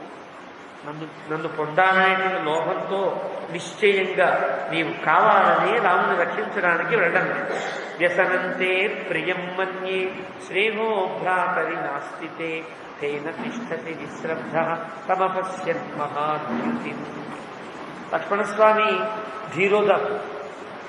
ఎంత మాట్లాడుతున్నా రామునికి ఉండేటువంటి శౌర్య పరాక్రమాన్ని తెలిసినవాడు కావడం చేత రామునికి ఏం కాదనుకుని ఇలా రాముడికి ఏదో అవుతూ ఉందని సీత మాట్లాడుతుంటే చిన్నగా వీడికేం తెలుసు రాముడి గురించి అని చిన్నపాటి ఒక ధైర్యంగా నవ్వాడు. చిన్న నవ్వు నవ్వితే ఈవిడేమనుకుంటుంది వెనకాల నుంచి? ముందు నుంచి చూస్తే లక్ష్మణస్వామిలో ఉండే ధైర్యం కదా, వెనక నుంచి ఈవిడనుకుంది వ్యసనంతే ప్రియం మన్యే. రాముడికి ఆపద కలగడం నీకు ఎంత ఇష్టంగా ఉందా? రాముడికి ఆపద కలగడమే నీకు ఆనందించే అంశమా? శ్రేయో భ్రాతరి నాస్తితే. అస్సలు నీకు అన్నయ్య మీద ప్రేమే లేదు కదా. తేన తిష్టసి విశ్రద్ధ. అందుకే కదా నువ్వు కదలకుండా ఇలా రాతిలా నుంచున్నావు. అతమపశ్యన్ మహాద్యుతి. రాముని రక్షించాలనేటువంటి అంశమే నీ దగ్గర లేదు కదా. కిం హి సంశయమాపన్నే తస్మిన్నిహ మయా భవేత్ కర్తవ్యమిహ తిష్టంత్యాః యత్ప్రధానస్త్వమాగతః. నువ్వెందుకు వచ్చావు అడవిలోకి? అన్నయ్య వెంటే నేను అని వచ్చావు కదా.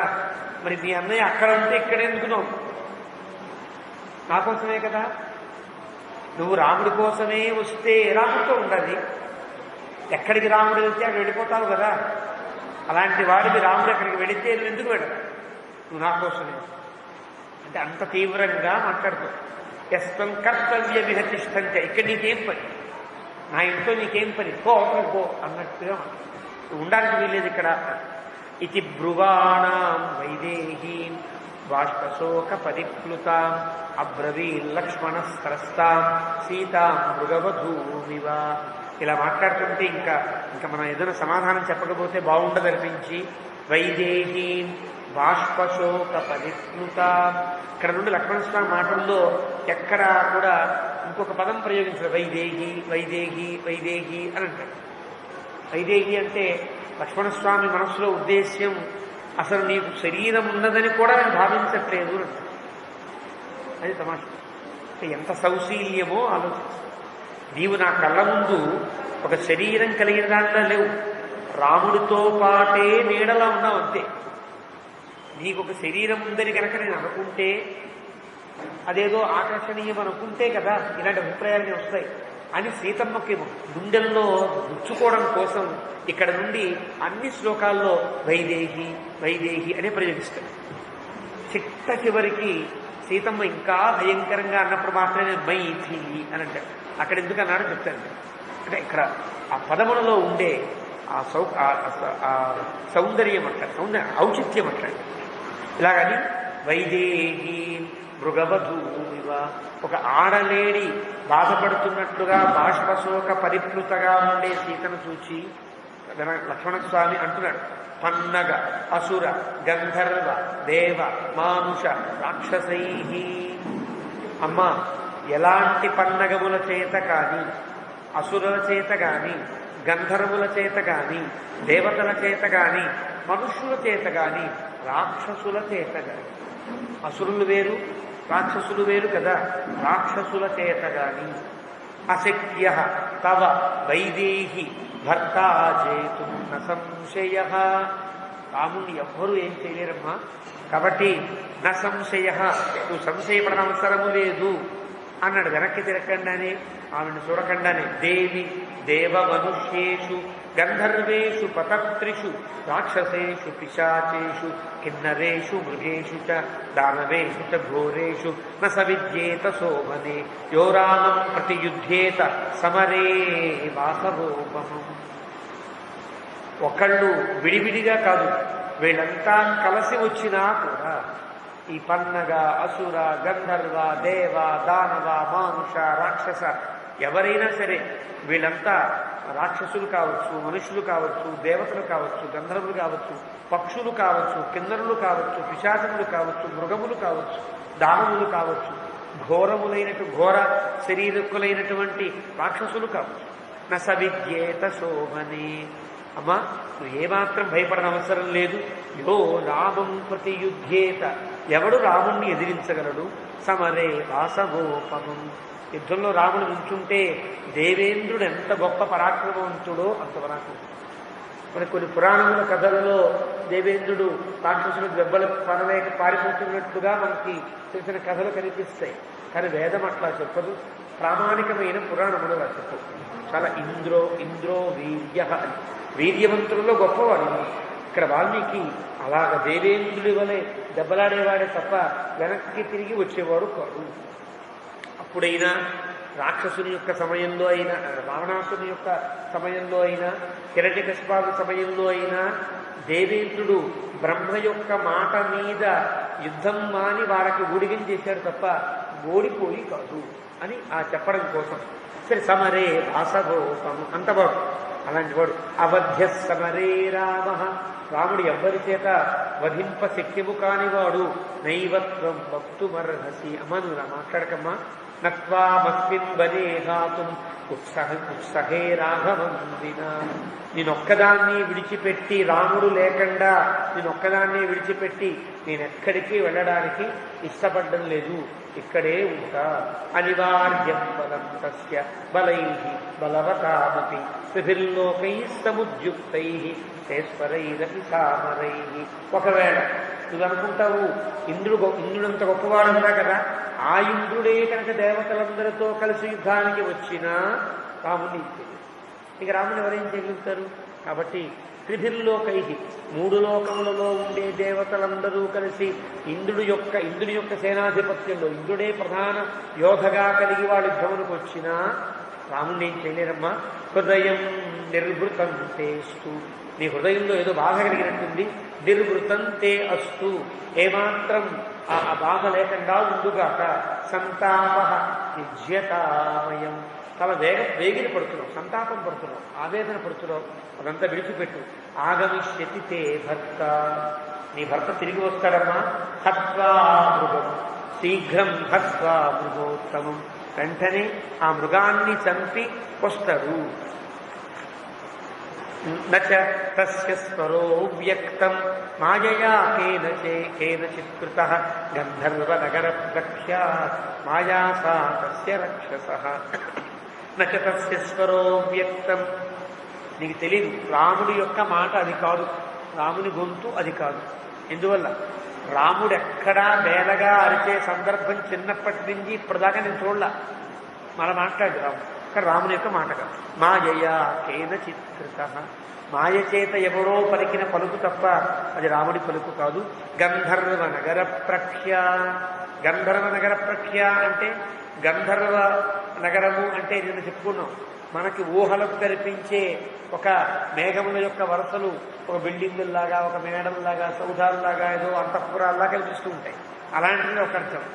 గంధర్వ నగరం ప్రోక్తం మాయా ఇంద్రజాలం తతో, అంటే ఇంద్రజాలం కనికట్టు వచ్చినవాడు ఇలా అనగానే ఏదో పుడుతుంది, ఆడో ఒక కోడో కుక్క ఏదో పుడుతుంది, మళ్ళీ ఇలా అనగానే ఆ కుక్క మాయమైపోతుంది. కనికట్టు విద్యలు అంటారే, అలాంటి దానికి గంధర్వ నగరం అని పేరు. గంధర్వ నగరం ప్రోక్తం ఇంద్రజాలం మనీషిభి అని శాస్త్రం. కాబట్టి ఇది కనికట్టు, ఒక క్షణకాలం మాత్రమే రాముడి మాట మళ్ళీ వినిపించిందనికు, మళ్ళీ వినిపించదు. ఆపదలో ఉంటే మళ్ళీ అరుస్తారు కదా, మళ్ళీ వినిపించలేదమ్మా. కానీ మాయా తస్య రక్షసః, ఆ రాక్షసుని యొక్క మాయ. న్యాసభూతాసి వైదేహి, పోని వెళ్ళాలి తప్పనన్నారా? న్యాసభూతాసి వైదేహి, ఓ వైదేహి న్యాసభూత అసి, రాముడు వెడుతూ నా వస్తువు జాగ్రత్తగా రక్షించు అని చెప్పి వెళ్ళాడమ్మా. కాబట్టి నువ్వు నా దగ్గర రక్షణ పొందవలసినటువంటి దానివై ఉన్నావు, కాబట్టి నేను తప్పనిసరిగా రక్షించి తీరాలి, నేను విడిచిపెట్టకూడదు. న్యస్తామయి మహాత్మన, నా యందు నీ భారాన్ని ఉంచి వెళ్ళాడు మా అన్నయ్య. రామేణ త్వం వరారోహే నత్వాం చెత్తు విభోత్సహే, రాముడు చెప్పాడు కాబట్టి నిన్ను విడిచి నేను వెళ్ళను. కృత వైరాశ్చ వైదేహి, మళ్ళీ వైదేహి, నీకు అర్థమైందో లేదో కానీ కృత వైరాశ్చ, మనతో శత్రుత్వాన్ని పెంచుకున్న రాక్షసులంతా. ఎందువల్ల? వయమేతైర్నిశాచరై ఖరస్య నిధనాదేవ జనస్థానవధం ప్రతి. జనస్థానంలో ఖరాదులందరినీ చంపడం చేత రాక్షసులకి మనకి శత్రుత్వం మొదలైంది ఇక్కడ నుండి. కాబట్టి ఇలాంటి జిమ్మిక్కులు ఎన్నో వాళ్ళు చేస్తూ ఉంటారు. నువ్వు మాత్రం ఎలాంటి భయము పడవద్దు. రాక్షసా వివిధా వాచ విసృజంతి మహావనే హింసా విహారా వైదేహి నచింతయుతుమర్హసి. రాక్షసులు రకరకాలుగా పిలుస్తారు, రకరకాలుగా అరుస్తారు. వాళ్ళ మాయలన్నీ తెలిసిన వాడిని. హింసా విహారా, హింసతోనే వాళ్ళ విహారం అంతా ఉంటుంది. పరులను ఏడిపించడమే వాళ్ళ లక్ష్యం కాబట్టి ఇలాగే అంటారు. కాబట్టి నచింతయుతుమర్హసి, ఏమాత్రం ఆలోచించనవసరం లేదు అన్నాడు. అని లక్ష్మణేన ఏవ ముక్తాసా ఇలా చెప్పాడు. చెప్పినవాడు తనకేసి స్త్రీ అభిముఖంగా ఏం లేడు. అమ్మానికి ఏం భయం లేదు, ఆవిడ బాగుంటాడు ఇలా చెప్పాడు. తన ముఖంలో ఏ భావాలు ఉన్నాయో తెలియదు కదా. వెనక్కి తిరిగి వాడంటే ఇష్టం లేనివాడు కూడా అబ్బా వచ్చావురా అని అంటాడు. అటు తిప్పి మాత్రం కళ్ళు పళ్ళు చిట్లించుకుంటుంటాడు కదా. అలా లక్ష్మణస్వామి యొక్క హావభావాలు గుర్తించలేని. క్రుద్ధ సంరక్తలోచన, చాలా కోపం వచ్చింది. కళ్ళు జీరపోయాయి, ఎర్రగా అయిపోయాయి. అబ్రవీత్ పరుషం వాక్యం, చాలా పరుషంగా లక్ష్మణం సత్యవాదినం. వాల్మీకి చెప్పాడు, వాడు నిజం చెప్తున్నాడు లక్ష్మణస్వామి. సీత అబద్ధం అనుకుంది.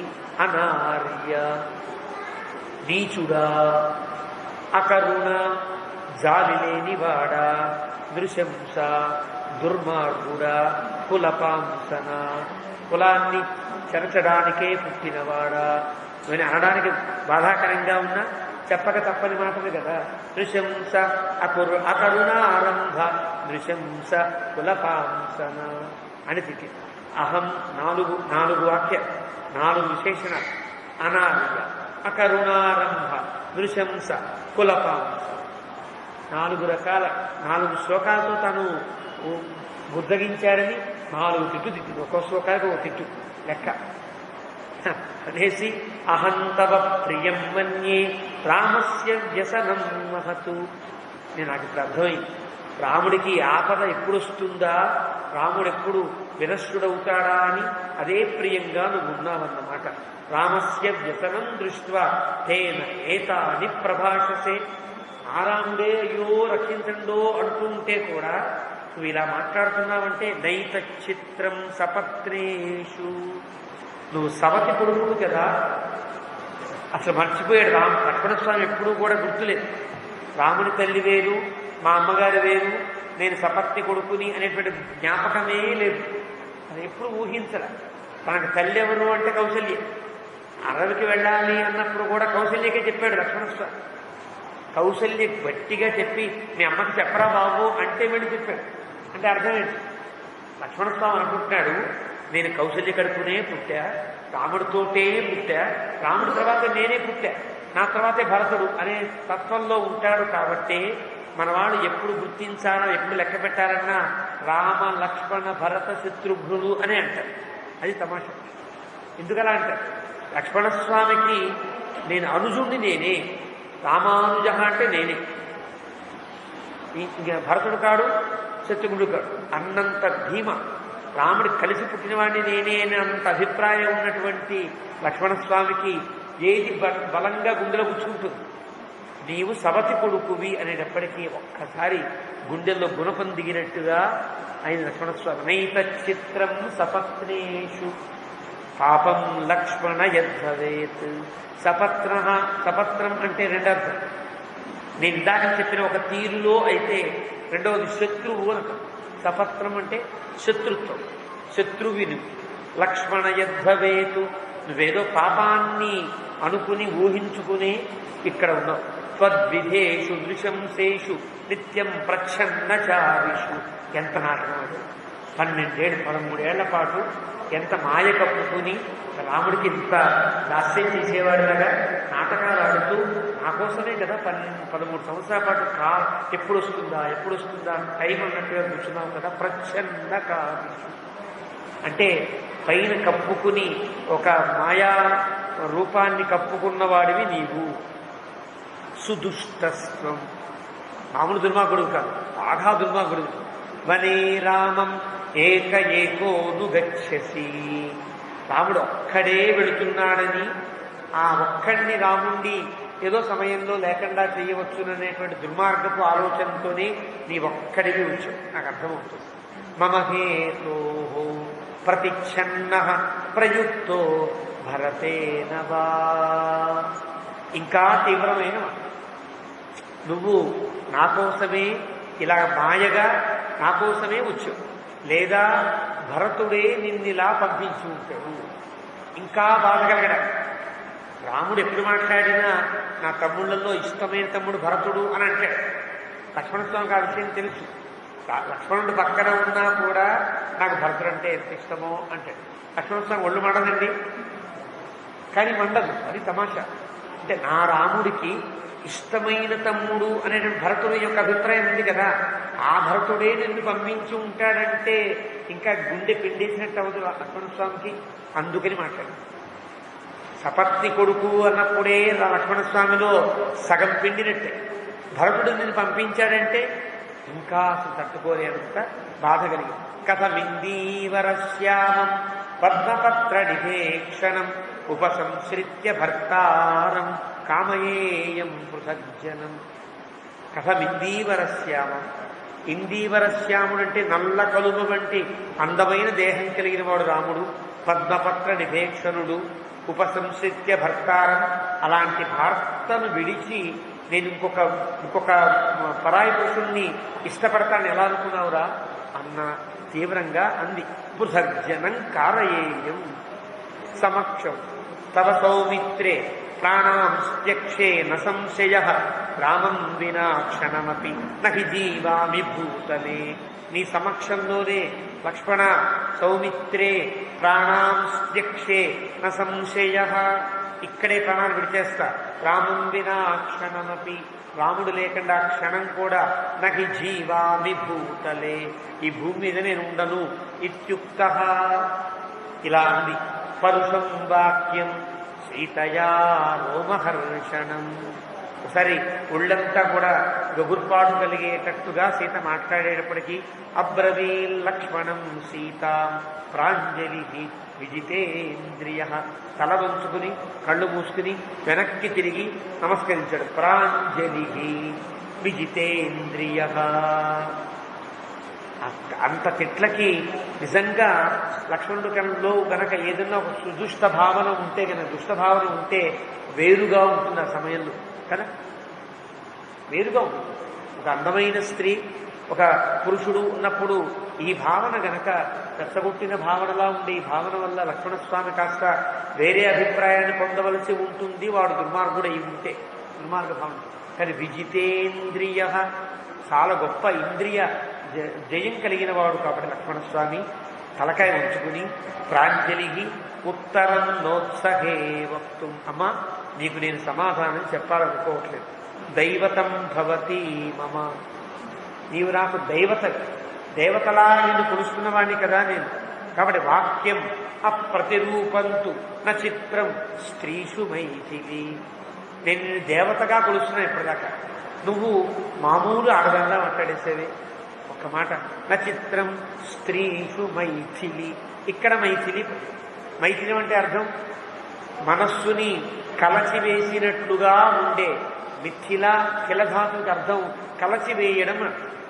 నువ్వేం చేసావు, నా మనస్సునంతా కలచినట్లుగా చేసావు కాబట్టి ఇక్కడ మైథిలి అంటాడు. ఇక్కడ దాకా వైదేహి అంటాడు. ఆ సంబోధన ఇవ్వడంలోనే లక్ష్మణస్వామి ఉండే ఔచిత్యం కనిపిస్తుంది. నీవు అనకూడని మాట, నా గుండెలు పిండే మాట మాట్లాడు. స్వభావస్వేషనారీణ, ఆడవాళ్ళ యొక్క స్వభావం ఇలాగే కదా ఉంటుంది.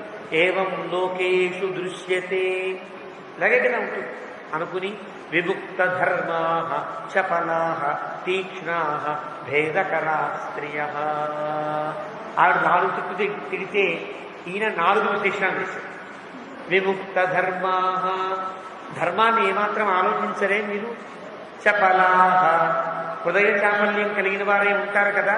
తీక్ష్ణా, తీవ్రంగా మాట్లాడతారు కదా.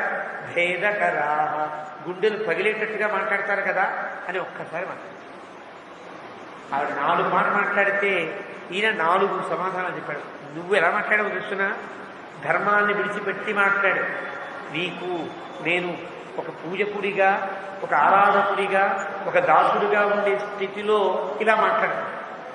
నీకు నువ్వు ప్రజావతి, మా అన్నయ్య నాకు పితృసముడు, నేను మీ ఇద్దరికి ఏమవుతా, నీకంటే పెద్దవాడినా చిన్నవాడినా తర్వాత నీకు నేను కొడుకు వలసనవుతా. విముక్త ధర్మాన్ని విడిచిపెట్టావు. ఇప్పటిదాకా నేను చేసినటువంటి సేవ నీకు ఎలాంటిదో తెలిసినా కూడా నువ్వు అది కూడా దృష్టిలో పెట్టుకోకుండా మాట్లాడేసావు. విముక్త ధర్మ చపల అంటే ఇంతకాలం 12 ఏళ్ల పాటు 13 ఏళ్ల పాటు కూడా మనం కలిసి ఉన్న సందర్భాల్లో ఎక్కడైనా నా వల్ల చిన్న పొరపాటైనా జరిగిందా? అవేమీ నీ జ్ఞాపకం రాకుండా ఎవడో ఒకడు ఏదో అరిచాడని ఆ అరుపుకి నీ మనస్సు చాపల్యాన్ని పొందింది అంటే చపల. ఇంత చాపల్యమా అని అడిగినట్టు. తీక్షణ, ఇంత మాట మాట్లాడతారు ఎవరైనా? ఒకవేళ చాపల్యం మనసులో ఇలాంటి దుర్భావం కలిగినా ఇలా మాట్లాడకూడదు. నేను నీ బతుకుని ఆడుకుంటా, నీకు దండం పెడతా, వెళ్ళిరా, రాముని చూసిరా, ఇదే నా ఆన, ఇదే ప్రతిజ్ఞ, నేను తల్లిలా నేను శపిస్తున్నా, లేదా ఒక దేవతలా నిన్ను శాసిస్తున్నా అనొచ్చు కదా. తీక్షణ, ఇలా మాట్లాడతారు ఎవరైనా? మాట్లాడేసి. భేదకరా అంటే అన్నదమ్ముల మధ్య వైరాన్ని పెంచేటట్టుగా మాట్లాడేసి. నాకు ఇప్పటిదాకా మా అన్నయ్య నా తోడబుట్టినవాడని ఉద్దేశించదు, నా సోదరుడని, ఏకోదరుడని భావం. ఇప్పుడు నువ్వేమన్నావు? ఎవరో తల్లికి పుట్టావు, ఎంత బాధ. భరతుడు బంధించాడు, ఇంకెంత బాధ. అన్నదమ్ములు మేము ఎప్పుడు కూడా ఇలాంటి భావనతో లేని, అలాంటి మా మధ్య భేదకరాహ, ఇంత భేదాన్ని కలిగించే మాటలు మాట్లాడేది. స్త్రీయ, ఇది స్త్రీలకు ఉండే సహజ స్వభావం కదా. న సహే కీదృశం వాక్యం వైదేహి జనకాత్మజే. ఈ మాటలు నేను వినలేకపోతున్నానమ్మా. జనకాత్మజే, జనకుని యొక్క కూతురువి, ఏం లాభం? జనకుడు ఎంత గొప్పవాడు, అలాంటి ఆయన కూతురువి. ఎంత కంట్రోల్లో, ఎంత జితేంద్రియత్వంతో, ఎంత స్వాధీనంలో మాట్లాడాలి. స్వాధీనం తప్పి మాట్లాడు. ఉపశృణ్వంతు మే సర్వే సాక్షిభూతావనేచరాః. మీరంతా వినండి. సాక్షిభూతావనేచరాః, ఈ వనంలో ఎంతమంది దేవతలైతే అదృశ్య రూపంలో మమ్మల్ని రక్షిస్తున్నారో దేవతల్లారా మీరంతా వినండి.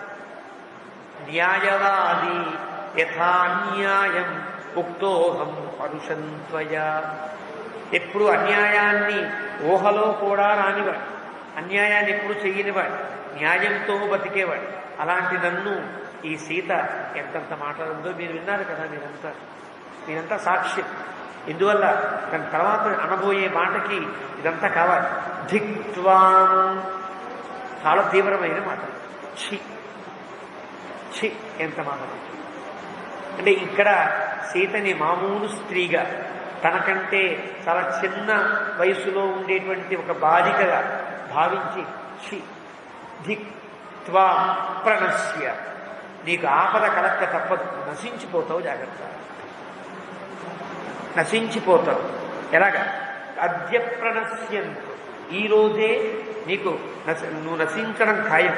యన్మాం ఏవం విశంకసే, ఇలాంటి రాముడే ప్రాణమని, నీవే దైవమని కొలిచే నన్ను ఇంత మాట అంటావా, నువ్వు నశించిపోతావు అని శపించినట్టుగా. ఈ శాపం తనకి కావాలనే సీత పొందింది అని వ్యాఖ్యానం.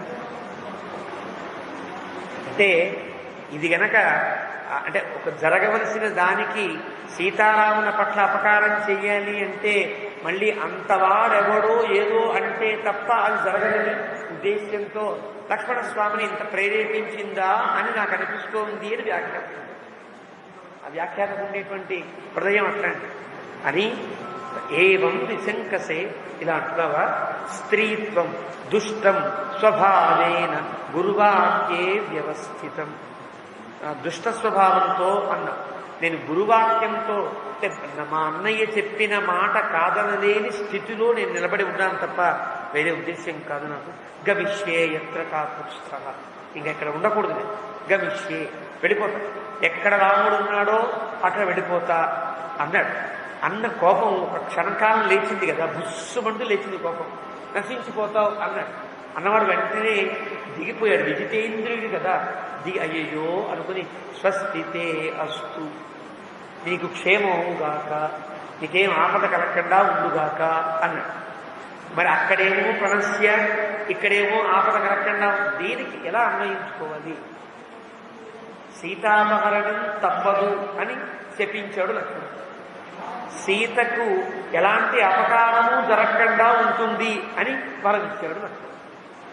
అంటే ఒక గురుభావంలో ఉండేటువంటి వ్యక్తి, ఒక అద్భుతమైనటువంటి జితేంద్రియత్వము, మాట యొక్క నిలకడ కలిగిన వ్యక్తి యొక్క మాటకి ఒక ప్రభావం ఉంటుంది. కాబట్టి అక్కడేమో ప్రణస్య అన్నవాడు అదే వరుసలో స్వస్తితే అస్తు, నీకు మంగళముగాక వరానని, గొప్పదన. ఇందాకన కొంచెం తిట్టాడు, ఇప్పుడు వరానని.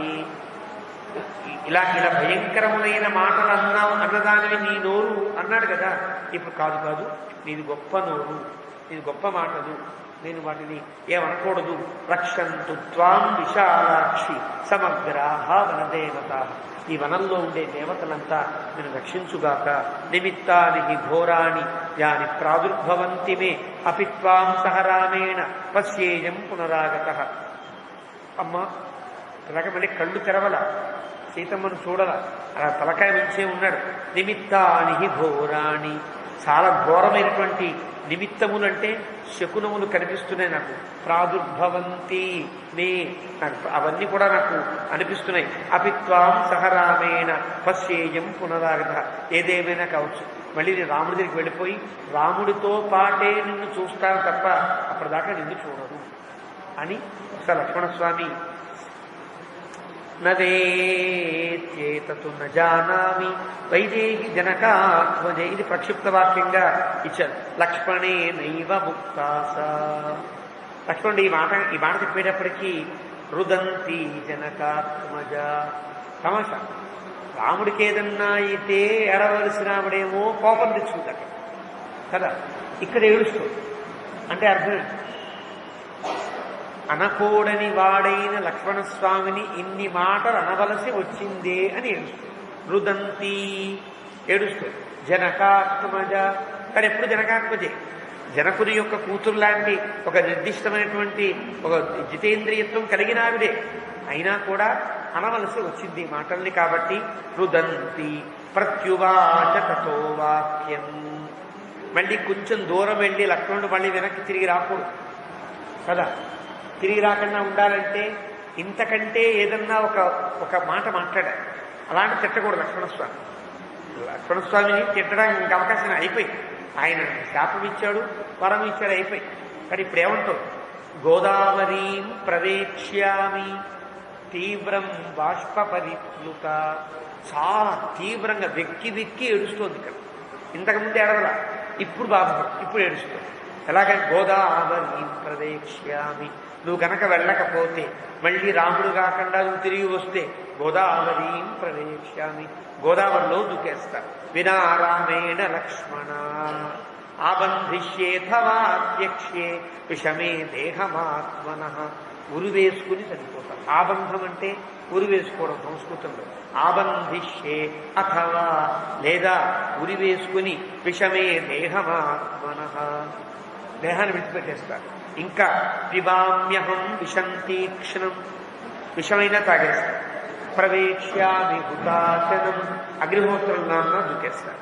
నత్వహం రాఘవాదన్యం పదాపి పురుషం స్పృశే, రాముడి కంటే భిన్నంగా నా ఎడమకాలితో కూడా ఏ మగవాడిని తాకను అన్నారు. నా పదాపి సంస్పృశే, కాలితో కూడా తాకండి నేనవన్నీ కూడా. ఇది లక్ష్మణమాతృస్య.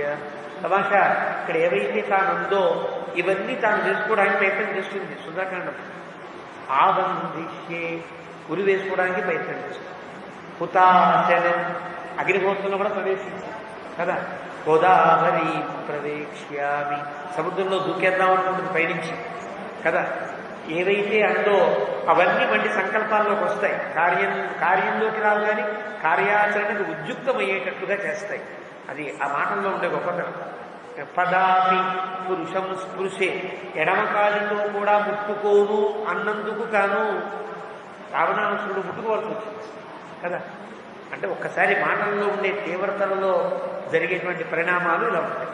ఇది లక్ష్మణమాకృష్య, గట్టిగా అంది సీత దుఃఖ సమన్విత, చాలా దుఃఖం కలిగి పాణిభ్యాం రుదతి దుఃఖాత్ ఉదరం ప్రజఘానః. ఆడవాళ్ళకి కనుక ఒక నియమాల్లో ఒకటి, కడుపు కొట్టుకుంటే అంతకంటే భయంకరమైన కోపం బాధ కలగలేదన్నమాట. ఇలా కడుపు కొట్టుకున్న వాళ్ళు మనకి ముగ్గురు కనిపిస్తారు. భారతంలో గాంధారి, రామాయణంలో కైకేయి, ఇక్కడ కదా. ఉదరం ప్రజఘాన. వాల్మీకి ఎంత కష్టం వచ్చిందో తల్లికి, కడుపు బాదుకునేంత కష్టం వచ్చింది. కడుపు ఎప్పుడు ఎంత కష్టం వచ్చినా కడుపు మీద కొట్టుకోకూడదు, ఇలా గుండెలు కొట్టుకోవాలి తప్ప. ఆడవాళ్ళు ఎప్పుడైనా కడుపు కొట్టుకున్నారంటే అది వంశనాశనం, అంత తీవ్రమైనటువంటి తప్పిదం. అలాగే ఈవిడ పాణిభ్యాం రుదతి దుఃఖాతు, అంత దుఃఖం కలిగి ఉదరం ప్రజఘానం, అయ్యో ఒక ప్రాకృతమైన స్త్రీ వలె కడుపు కొట్టుకుంటుందే అని బాధపడ్డాడు వాల్మీకి. అని అంటే ఆశ్చర్యం, ఇంత గొప్ప కూడా ఇలాంటి ఒక అభిప్రాయం కలిగిందా అని వాల్మీకి ఇక్కడ విషాదంతో కూడిన ఆశ్చర్యాన్ని పొందినవాడయ్యను అని. కామాంతరూపా విమనాః రుదంతి సౌమిత్రి ఆలోక్య విశాలనేత్ర ఆశ్వాసయామాస నచైవ భర్తుః సంభ్రాతరం కించిదువాచ సీత. కామార్తరూపాం విమనా రుదంతి విమనాః. వినిపిస్తోంది, శబ్దం వినిపిస్తుంటే కొంచెం కడు తెరిచి చూస్తే కొట్టుకుంటుంది, కడుపు కొట్టుకుంటుంది చాలా. విమనాః, విమనస్కుడయ్యాడంటే అర్థం మనసంతా కకావికలం అయిపోయి. రుదంతి, అలా ఏడుస్తూ ఉంటే సౌమిత్రి ఆలోక్య విశాలనేత్ర. అప్పుడు చూశాడు సీతమ్మ విశాలనేత్ర. అప్పటిదాకా చూడగా లక్ష్మణస్వామి ఈ 13 సంవత్సరములలో సీతమ్మను ముఖం చూసిన సందర్భం లేదని మనకి కిష్కింధాకాండలో తెలుస్తుంది. అక్కడ ఉండే వాల్మీకి ప్రయోగించే శ్లోకం కానీ, రాముని లక్ష్మణస్వామి యొక్క శ్లోకంలో కానీ మనకి అక్కడ నాహంజానామి కేయుడే ఆ శ్లోకంలో మనం చెప్పుకునే ప్రయత్నం చేద్దాం. ఇప్పుడు చూస్తే ఎంత పెద్ద విశాలం. సీతమ్మకి పెద్ద పెద్ద కళ్ళు, ఏడుస్తోంది కాబట్టి ఏడుస్తోంది. చూచాడు, ఆశ్వాసయామాస, ముట్టుకోలేడు, దగ్గరికి వెళ్ళలేడు. అలాంటి స్థితిలో ఊరుకోమ్మా ఊరుకోమ్మా ఊరుకోమ్మా అంటూ ఆశ్వాసయామాస నచైవ భర్తుః సంభ్రాతరం కించిద్వాచ సీత. అలాంటి తన భర్తకి తమ్ముడు కాని తమ్ముడు వలె భావిస్తోంది లక్ష్మణస్వామి.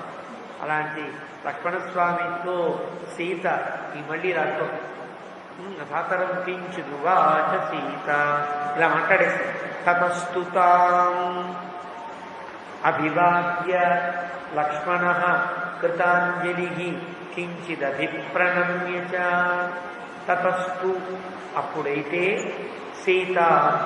సీతాదేవిని అభివాద్య నమస్కరించాడు. అమ్మా, నేను రామునికి అనుంగు సోదరుడైన వాడిని అభివాద్యం చెప్పుకున్న మనం ప్రవర చెప్పాలి. నేను రాముని యొక్క ఏకోదరుణ్ణి, కౌసల్యా కడుపునే పుట్టా, నేను రాముడు కలిసి పుట్టిన వాళ్ళం అన్నంతగా చెప్పుకుని అభివాద్య. అంటే నాకు రాముడికి మేము వేరు వేరు తల్లుల పిల్లలము అని ఇంకెప్పుడు అనద్దు అని చెప్పడానికి వీలుగా అభివాద్య. ఆడవాళ్ళ దగ్గర అభివాదనం చేయక్కర్లా. అభివాదనం ఎవరి దగ్గర? మహర్షుల దగ్గర, తనకంటే పెద్దవాడు ఉండేవాడి దగ్గర నమస్కారం చేయాలి. అభివాదం చెప్తే ప్రవర చెప్పాలి. అభివాదం ఎక్కడ చెప్పాలి? తల్లి దగ్గర చెప్పచ్చు. తల్లి దగ్గర చెప్పేటువంటి అధికారం మాత్రమే ఉంటుంది. ఒక్క ఉపనయనంలో మాత్రమే వటువు అందరి దగ్గర అభివాదం చెప్పే అవకాశం ఉంటుంది తప్ప ఇంకా ఇతరత్ర ఒక్క గురుపత్తి కనిపించిన అభివాదం చేయాలి, నమస్కరిస్తారు. గురుపత్నితో కూడిన గురువు ఉంటేనే అభివాదం చేస్తారు. ఇది ఒక నియమం, ధర్మశాస్త్రంలో ఉండే నియమం. ఈయన అభివాద్య, నేను రాముడి తమ్ముడిని, రామానుజుడిని, కౌసల్య దేవి కుమారుణ్ణి, దశరథుడి కుమారుణ్ణి, రాముని పట్ల ఎలాంటి అపకార బుద్ధి లేనివాడిని, నీ యందు తల్లి భావన కలిగిన వాడిని, ఇవన్నీ చెప్పాడు. లక్ష్మణ, లక్ష్మణుడు కృతాంజలి, అంజలి ఘటిస్తూనే కించిదభిప్రణమ్యేచ, మళ్ళీ ప్రణమ్య ఎందుకన్నాడు వాల్మీకి అంటేట, ఒకసారి మళ్ళీ చూస్తే ఆవిడ తేలిపాలు చూశాడు, అమ్మ నన్ను నమ్ము అన్నట్టుగా కదా. ఇప్పటిదాకా నన్ను వెనకాలని చూసావు, నేను ఎలా ఉన్నానో నీకు తెలియదు కదా, నన్ను నమ్ము అని ఆవిడ శిరస్సు దగ్గరికి వచ్చి ముఖానికి కనిపించి నన్ను నమ్మమ్మా అని అభిప్రణమ్య, అంటే అభిముఖం ప్రణామం కృత్వా ఇత్యర్థ, అంటే ఆవిడ కేసి తిరిగి చూచి నమస్కరించి అంటారు. అన్వీక్షమాణో బహుశశ్చ మైథిలీం జగామ రామస్య సమీపమాత్మవా. అలా రాముడు ఆ లక్ష్మణస్వామి ముందుకు వెళుతూ అడుగులు వేస్తూ కూడా అన్వీక్షమాణో, మళ్ళీ వెనక్కి చూస్తున్నాడు, ఏమైనా అవుతుందా, ఏమైనా జరుగుతుందా అని. ఒక్కొక్క అడుగు వేయడం, ఒకసారి వెనక్కి చూడడం, అలా ఈక్షమాణ, పదే పదే వెనక్కి తిరిగి చూస్తున్నవాడై, బహుశశ్చ ఒకసారిగా చాలాసార్లు చూస్తున్నవాడై, మైథిలి జగామ రామస్య సమీపమాత్మవాన్, ఆత్మవంతుడై అంటే మనస్సు నిగ్గబట్టుకుని ఇంకా ఏదైతే అదైంది, ఇక్కడ ఉంటే సీత నన్ను నమ్మదు, నమ్మకండా ఉండేటట్టుగా నేను ఉండడానికి వీల్లేదు, కానీ వెళ్ళిపోవాల్సిందే అని ఆత్మవంతుడైన లక్ష్మణస్వామి రాముని సమీపానికి బయలుదేరాడు అంటూ వాల్మీకి 45వ సర్గని ముగించాడు. ఈనాటి నుండి మళ్ళీ మనకి 29 నుంచి దసరా నవరాత్రులు ఆరంభమవుతాయి. ఆ 10 రోజులు కూడా మనకి రామాయణ ప్రవచనం ఉండదు, ప్రయాణం కూడా ఉంది. కాబట్టి 10వ తారీఖు దాకా ఉండదు. 29 నుండి 10వ తారీఖు వరకు మనకి రామాయణ ప్రవచనం ఉండదు. కాబట్టి ఈ రోజు నుంచి వరుసగా గురు, శుక్ర, శని మాత్రం చెప్పుకుని రామాయణాన్ని 4 రోజులు వరుసగా చెప్పుకునే ప్రయత్నం చేద్దాం. ఏవమే తత్పురావృత్తం ఆఖ్యానం భద్రవస్తువః ప్రవ్యాహరత విశ్రద్ధం బలం విష్ణో ప్రవర్ధతాం లాభస్తేషాం జయస్తేషాం కుతస్తేషాం పరాభవః ఏషామిందీవరస్యామో హృదయస్థో జనార్దనః కాలే వర్షతు పర్జన్యః పృథివీ సస్యశాలినీ దేశోऽयं శోభరహితః బ్రాహ్మణాः సంతు నిర్భయాः కావేరీ వర్ధతాం కాలే కాలే వర్షతు వాసవః శ్రీరంగనాథో జయతు శ్రీరంగశ్రీశ్చ వర్ధతాం స్వస్తి ప్రజాభ్యః పరిపాలయంతాం న్యాయేన మార్గేణ మహీం మహీషాః గోబ్రాహ్మణేభ్యः శుభమస్తు నిత్యం లోకాः సమస్తాః సుఖినో భవంతు.